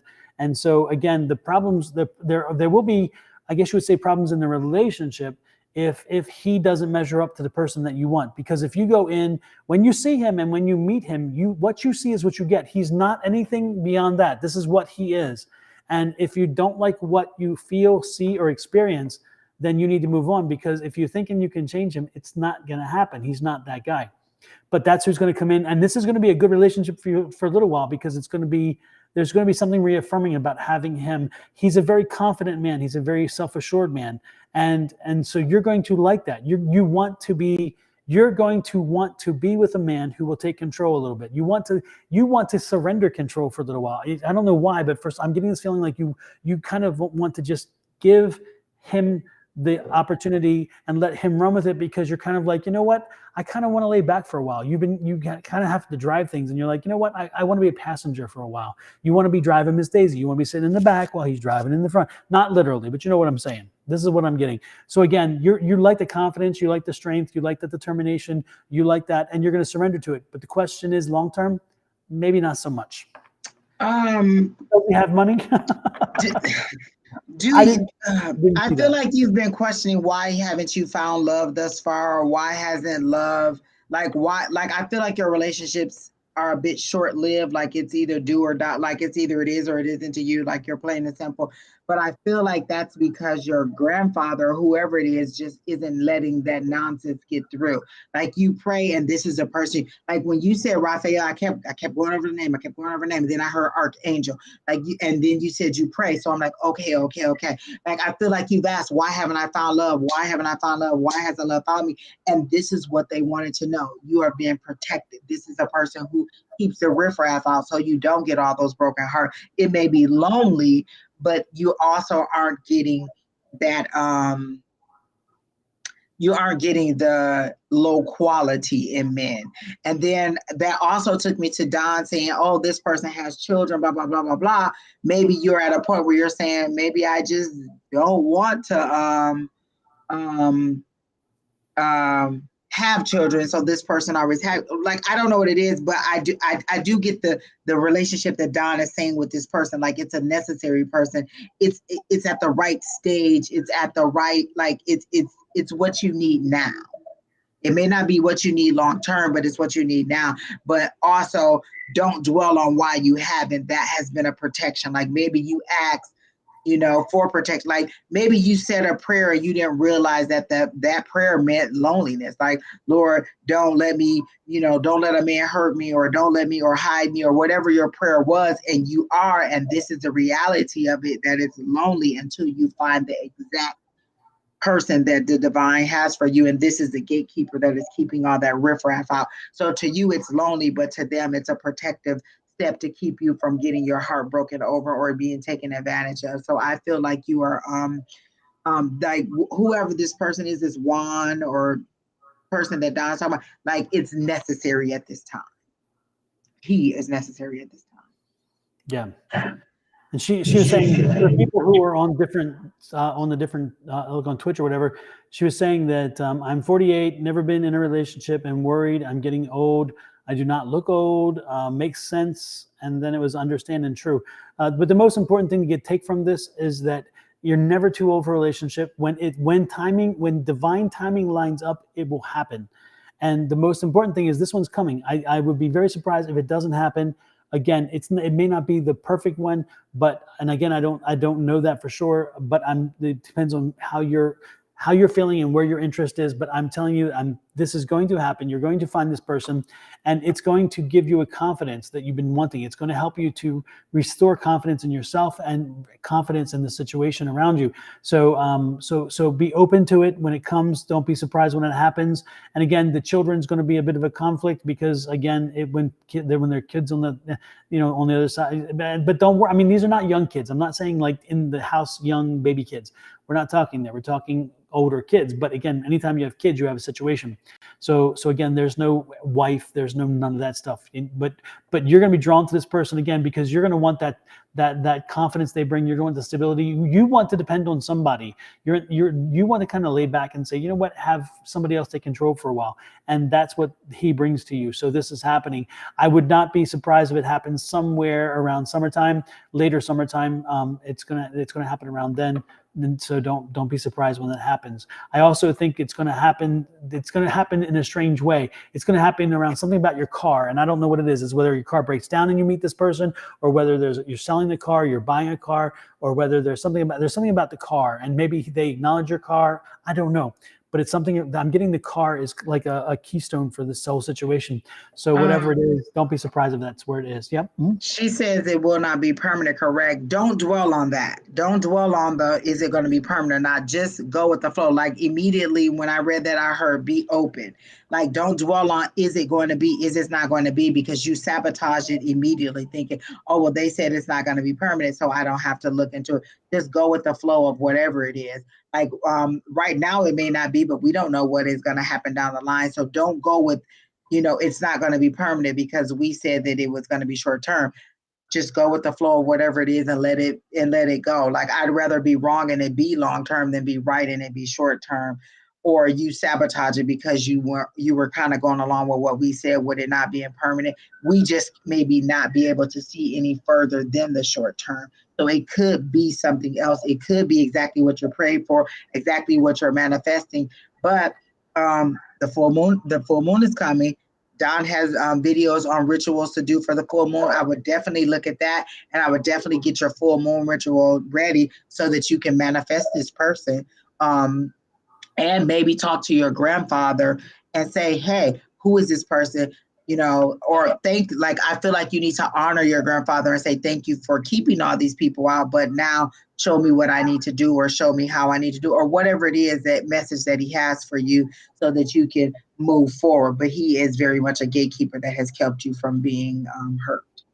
Exactly. And most importantly, what Angie was getting at is embrace the relationship, embrace the opportunity. I mean, what do you have to lose if you try? And if it doesn't work out, well, hell, who cares? The point is that you entered a relationship for a while, you learned, you figured out, and it makes it easier for the next one. So go with the flow, enjoy your life and the experience. Next is Yolanda Cardenas, and Yolanda is asking, she's from Facebook, and she wants I'm like, didn't we just do that? But no, this is a different Yolanda. How weird is that? Okay. Yeah, that's Yolanda Davis. Now it's Yolanda Cardenas. It's interesting. Yolanda Cardenas is a name of somebody I've known for a long time, knew for a long time in Houston. Still know of her, her and her family. I don't know if this is the same person. I'm getting the feeling that it is. I think this is Houston. I could be wrong. Yolanda, if you're still there, let me know. Are you from Houston? I get the feeling that you are.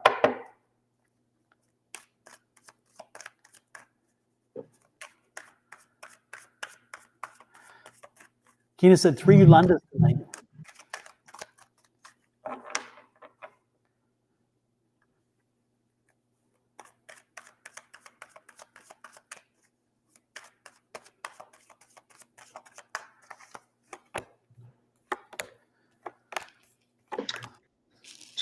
I'm just trying to make sense of what I'm seeing. So if you have something in the cards, you can go ahead. I'm just trying to make sense of what I am seeing. I'm seeing there's a bit of struggle or strife in right now in your life. It seems to be work related. Again, when you see the wands are work related. You see the 5 is a struggle, the strife. If this was a swords, the strife or the conflict will be over, but this is not the case. So there's a little bit of struggle going on. It's part of it's around, and you're facing a decision you need to make, and you're not exactly sure what to do. I don't know if it's based around whether you stay in the job you're in or you move on. But again, it's a decision based around, and you're looking at the money. Is the money going to make sense? Maybe do I stop working, period? I don't know, but this is what I'm seeing. Again, the decision is around money. The good part is you have a lot of great energy around you. You have a lot of great nurturing situation around you. And so with this energy, you should be okay no matter what you decide. You will make the right decision. Do not worry.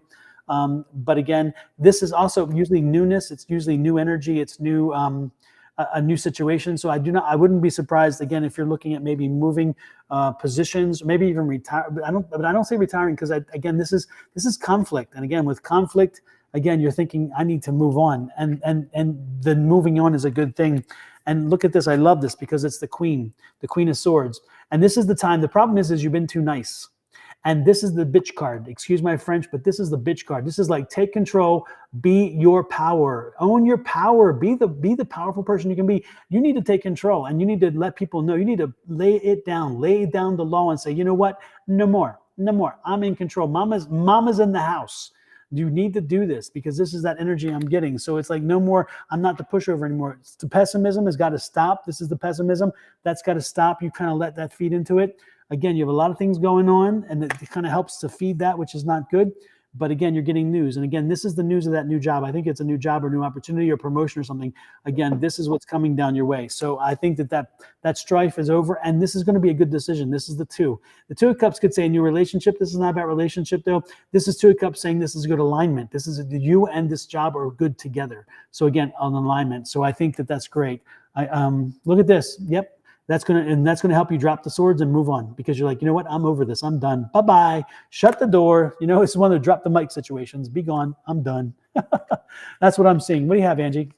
Okay, so now it makes sense because I was on a rooftop and the rooftop had rocks on top of it. And then there was a ladder, and then I heard climbing the corporate ladder. You've gone as far as you can go in whatever your current job is. That's why you're on the roof, and they're saying you had to leave the building in order to climb higher. So whatever, wherever you are, you're at the ceiling. You're as high as you can go in this place. And maybe the decision that Don was showing, that Two of Pentacles, was deciding to leave. Like, you've had longevity here, and so maybe it's deciding to leave. But they were showing me a ladder, and with this on this new opportunity, the sky's the limit. There was no rooftop. You were on top of the building. Like, you're at the top of your game in whatever you do now, or you're as far as you can go. And then now you are climbing this ladder, and this ladder has no ceiling. It can go as high as you want it to go. You don't have to stop. So you're climbing the corporate ladder. I did clearly hear corporate ladder, so that did make sense. And the rocks are holding the ladder. Like, I feel like they're there. Like, you know, you put rocks down to keep the soil from moving, or, you know, just to hold things in place. So I feel like the rocks are there holding the ladder down. So you are climbing the corporate ladder. So I do see good success in business, as Don was saying. So either, like, I don't feel retirement. I feel like the decision is to move on to the next opportunity, and the sky is the limit in that one. And so whatever you were saying about the money thing, I do feel like it is going to be on the come up or increase. Yeah, I didn't see retirement. I saw conflict, and the conflict is forcing her to leave. Okay. But it's not the retirement thing either. I touched on it, but I'm like, yeah, that's not where it was. Like that, you know. So yeah, I think you're right. It definitely isn't that. Hopefully, Yolanda, that answered your question. And for everybody, don't forget, if you asked for reading and you popped out and you missed your reading, it's been recorded, and so you can go back and watch this over and over again. You can watch Angie and I drive each other crazy and drive you crazy, especially with these love relationship questions. But anyway, you can go back and look for them. We're going to be the people not to ask. I know. They never give us good news. Well, like, Yolanda Davis has good news coming. Yes, she did. And there was one more that had good news. I forget who it was, but one other got good news, which is nice. And so, but Yolanda had the best by far. Absolutely, which is wonderful. It was glad to give good stuff. That was wonderful. Next is Barb Ross from Facebook, general reading.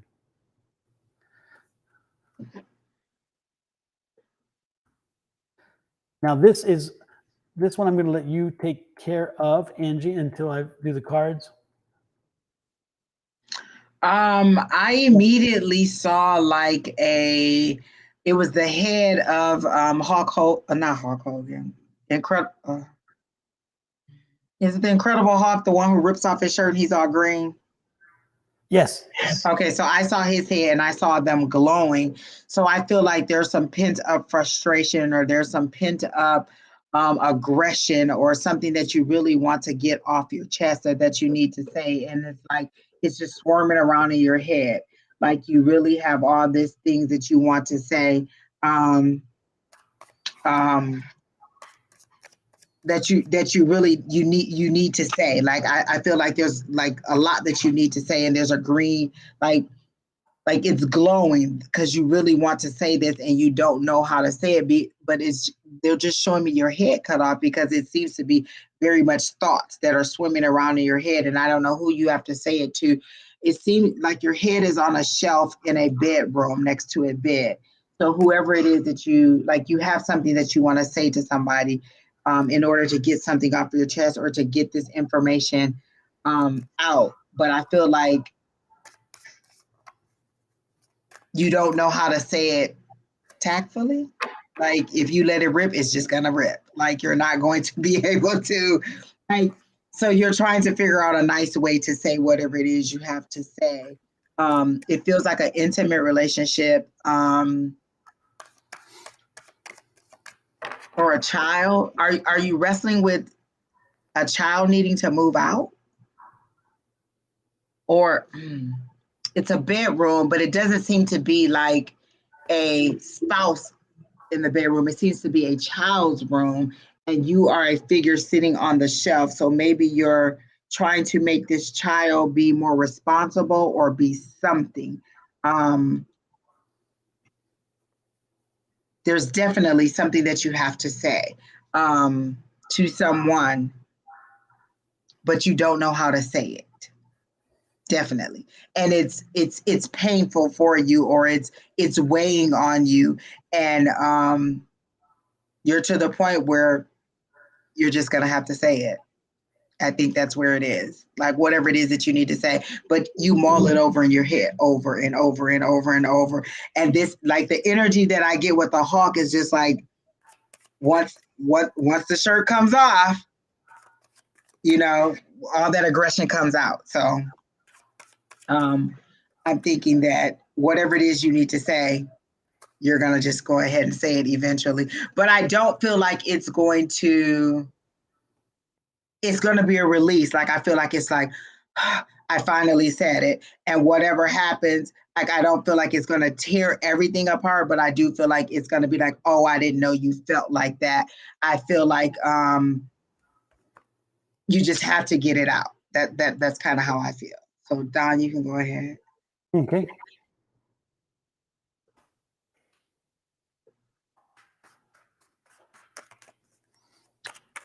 Okay.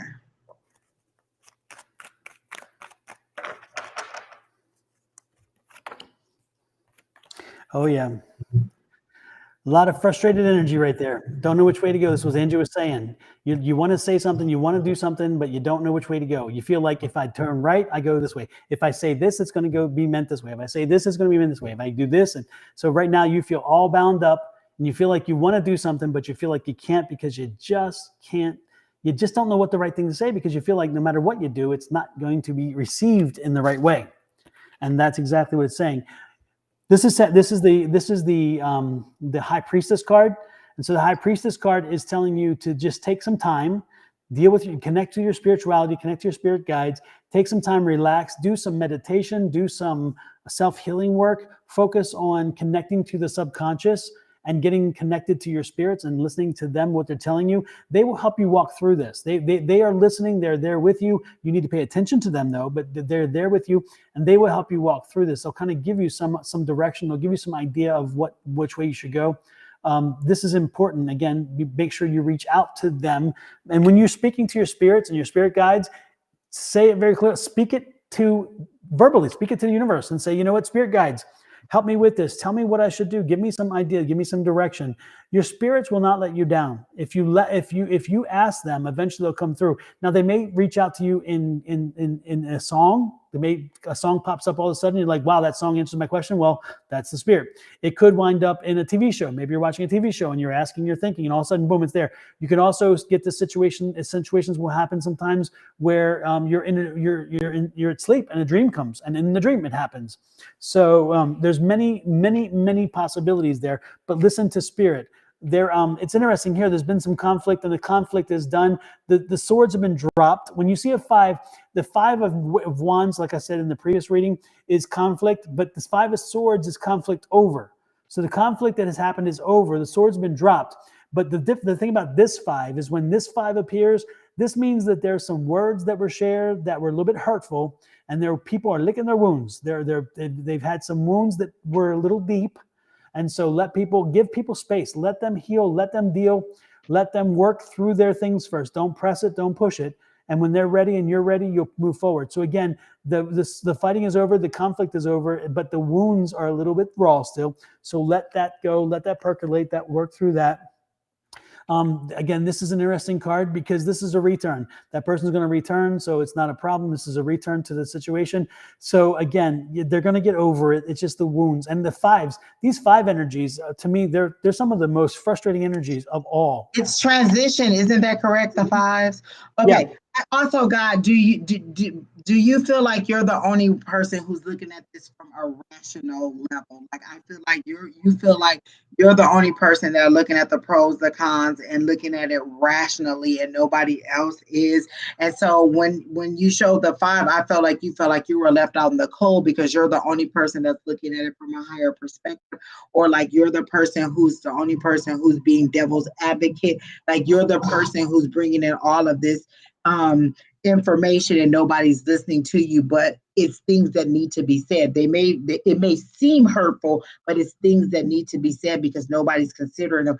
Like I feel like everybody else is operating from emotional, and that's what that Five of Wands is. It's emotion, it's conflict, it's high energy, it's that. And you're like, no, I really am thinking about this from a logical standpoint, and no one else is listening to me. So I'm the outsider who's being mean while everybody else is just emotionally attached, and nobody is thinking about the long-term effects of this. How is this going to change your daily life? How is this going to make everything, how are we going to change our whole operation is kind of how I feel like this is a significant decision, a significant change, and you're the only person that is doing the long-term thinking about it, and nobody else is. And so even maybe what you've said still isn't the final thing that you're going to say. And I don't know that everybody's going to get it, but you are at your tipping point where like, look, you all have to look at it reasonably. And I feel like you have a PowerPoint with a laser and you're like, and this is point one, and this is point two, and this is point three. Like, you know, the ins and outs of it, and you know exactly what needs to be said, but nobody sees it that way. And so you feel like you're being labeled the mean person or the uncaring person, when you are actually the person looking at it logically. Yep. And then look at this. Be careful of people around you. There's somebody around you who is not honest. They're not truthful. They're deceitful, and they knowingly are doing things to cause conflict, and they're lying and they're being deceitful with you. They may be smiling in your face, but they're stabbing you in the back. So be careful about those deceitful people. And this one is a person who knows what they're actively doing this. They know what they're doing. You're confused, you're conflicted, because when you see that person, you know down deep that they are that person, but you're like, you want to give them the benefit of the doubt. Take your blinders off. Take see the damn thing around your eyes, take it off, because you know what you know, and you know who this person is. And so when you see them, call them out, tell who they are. I mean, look at this. You're bright. You're educated. You're somebody who has been through this. You have life experience that has taught you who's these. You just need to accept and appreciate the fact that you already know. It's just that you kind of suppress it because you're like, I don't really want to. No. This is the time to get your bitch card on and say, you know what? Damn it. I'm done. We ain't doing this no more. Take control and look at this. Get moving. You got to move it. You got to move it. This is the movement card. You can't just sit and let it happen to you. No more letting it happen to you. You've got to step up and start taking activity. And when you do, look what happens. Look what happens. Love this. Love this. This is a great card. This is one of the best cards in the deck. Good things are going to come to you. Stability is coming to you. Happiness is coming to you. But you've got to get moving and take control. Again, you've got to move it. You got to move it. It's so funny. When you showed that Seven of Swords, I feel like this is exactly what I saw. Like, this person was committing to something that they knew they weren't going to do. Like, oh yeah, I'll do that. I'll come by and take the dog out every day. Like, my son wants a dog, and yes, mom, I'll take the dog out. And you're like, oh really? You're going to do that? You're going to commit to doing that every day? Like, this person in and out. You know that the level of commitment that they're offering is not what they're going to do. It feels like it's both work and family, though. It feels like somebody is agreeing to a commitment that they're just not going to live up to, and you know it, and you're like, you know what, this is going to fall back on me as it always does. And you're like, no, in this situation, if you're going to make this commitment, you better walk it out, because I'm not picking up your slack this time. Is kind of how I feel about it. Exactly. Like I literally, you see, you saying, no, you're not. Yep. Yep. It's time. It's time to take control. It's time to step up and say, you know what? No more. No mas. And if anybody sees what I put below here, Barb is the one who we were doing reading for. She is a great Scentsy consultant. Scentsy is candles and scents and all these wonderful things.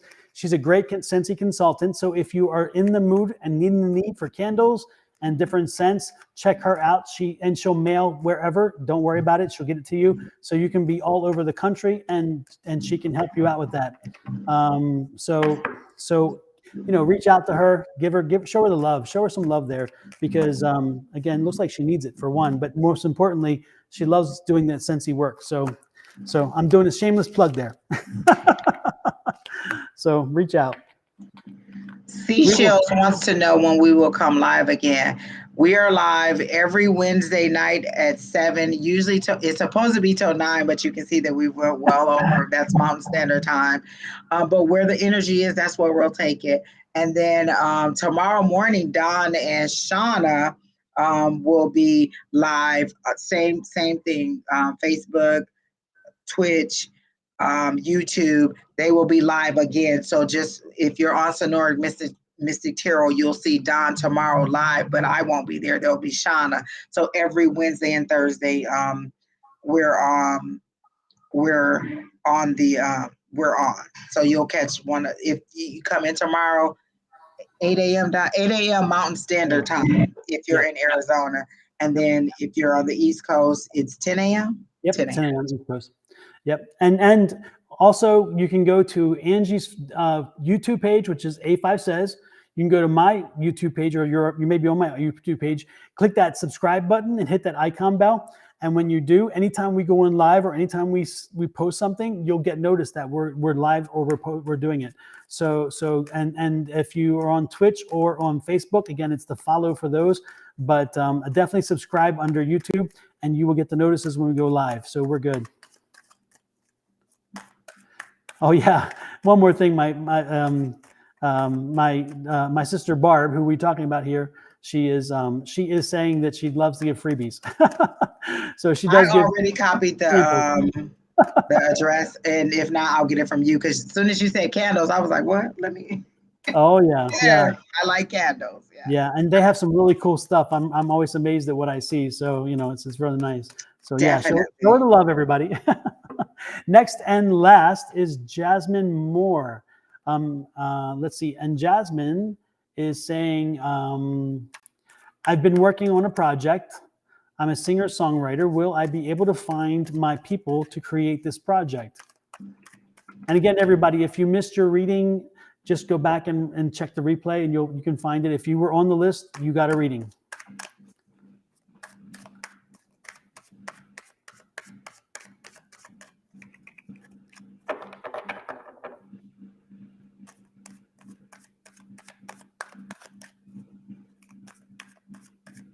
I'm sorry, I was on Scentsy, so oh my gosh.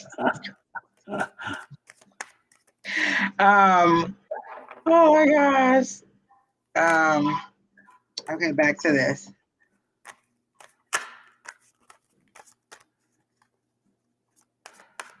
Jasmine, I see you.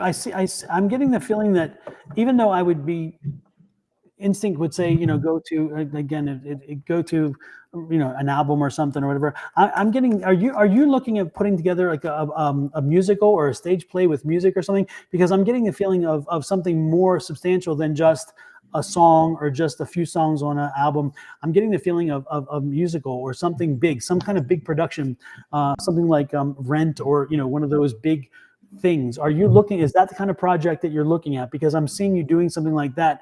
The big stumbling block that I see, though, is not so much the words, but the music, the composer for the music and how it works together.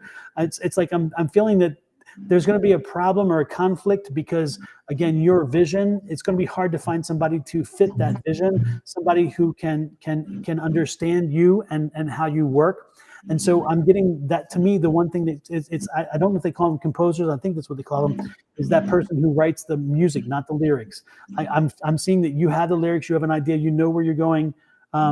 YSL Moron, we actually did a reading for you. If you go back once we're done, these recordings are on YouTube, Facebook, and for you it's YouTube. You can go back and you can find your reading on the repeat. Once we're done, it'll post on YouTube and you'll find it. We did a reading for you. You were later in the group, so you were somewhere about the last third of the time. So check it out. Yeah, we did it for you. Anyways, that's what I'm getting from you. I'm getting the fact that yes, you're moving to a big project. And again, it's not just a song. It's not just an album. It's not just a CD. I'm getting the feeling you're writing a play. You're writing a screenplay or some kind of play. And that project is going to require you to work with other people. And the one component that's going to be hardest is the composer, because the people you're going to meet are not going to be with your vision. And you're going to be like, okay, that's not really what I want. That's not where I'm going. And they're not going to see it. If anything, they're going to push you to try to come to their side, and you're not going to go there. You're going to fight it. So what do you have, Angie? When you were talking about the production, I definitely felt that. Like, I felt like musical. I felt like I also felt like starting smaller locally to get like experience. Like, I don't know that you have a lot of, like, I know you have a lot of desire, but I don't know that you have a lot of experience. And so you're relying a lot on the people that are that you want to hire. But you're the talent, you're the inspiration, you're the whatever it is, you are it. And so these people, although they would be working for you, you are looking more for direction from them. So I think you need more opportunities to get experience, is how I feel, and get your foot in the door. Like, I do see like more local stuff. Like, and you just happen to be on a project and be on another project and another project. And the thing that they're showing me is I have a brother who and that's exactly what he did. He wrote a song for a local play, and he got to, perform the song in the play. And it was a very inspirational song. It stayed at the local level, and I don't know if that's because he didn't chase it any higher, but that's kind of the feel that they're giving me, is like, oh, you get on a local production, you write, and you keep climbing up. I don't feel like you have enough experience, maybe, or the experience that you think that you need, but I feel like you are the talent. You are the person with the information. You just don't know how to exactly get it out there. And I don't know that any of the people, like Don said, will be on your level of, to provide what it is that you want. You seem to be specific, but not in a bad, and this is their word, arrogant way. It seems to be in a, no, I know how I want it to sound. I know how I want it to look. I know what it's supposed to be. I know the feelings it's supposed to evoke. Like, you have all of that strong things attached to it, and they're not going to give you that. And that may be your stumbling block now, is that you're dealing with people and you're like, no. Or maybe I do get the feeling that maybe people have stolen your work before. Like, maybe you've put it out there and people have, kind of taken your work or not giving you credit for things that you've done. But I do feel like you are the talent, and you are the person who needs the experience to make your own dreams come true, and not relying on somebody else to do it for you. Yes, and you have the vision. You have the vision. That's the key. And don't let anybody try to move you off of that. And if you ever heard the story about, especially when I go to Rent, because Rent, the guy was told over and over again, Rent was not going to happen. It was not going to be, nobody's going to touch it. And unfortunately, the one thing that happened is he died about I think it was a week or two before it opened on Broadway. And but he had confidence, and he kept working, and he made it happen. And it's interesting because he worked with different people, and they said, do this. And Sondheim was his biggest supporter. And Sondheim said, you know what, add this here and there. But Sondheim never changed his style. Sondheim never changed his way of thinking about how he wanted this product to be. All Sondheim said is, let's add something. You should add something here, or in this act, you need a transitional thing. That was it. And in the end, Rent was very popular, has been very popular, turned into a movie, and the music is amazing. So what I'm trying to get to you is that embrace the fact that it's your vision. Stay true to your vision. Again, the composer is going to be the problem. You're going to be bumping heads until you find the right composer. You will find the right composer, but that's going to be, as you ask here, what's going to be the stumbling block? That's going to be the problem. That's going to be a stumbling block, but you'll get through that.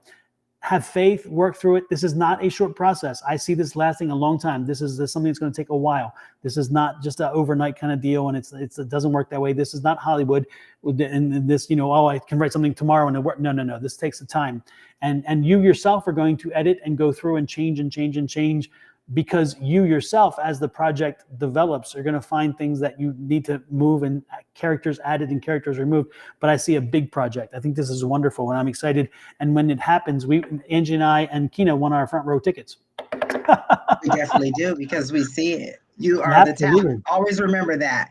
Stay true to your vision. And she said she loved to rent, so it's good that we both went, that route with the theater and with I strongly feel like and Spirit made sure I said you not in an arrogant way.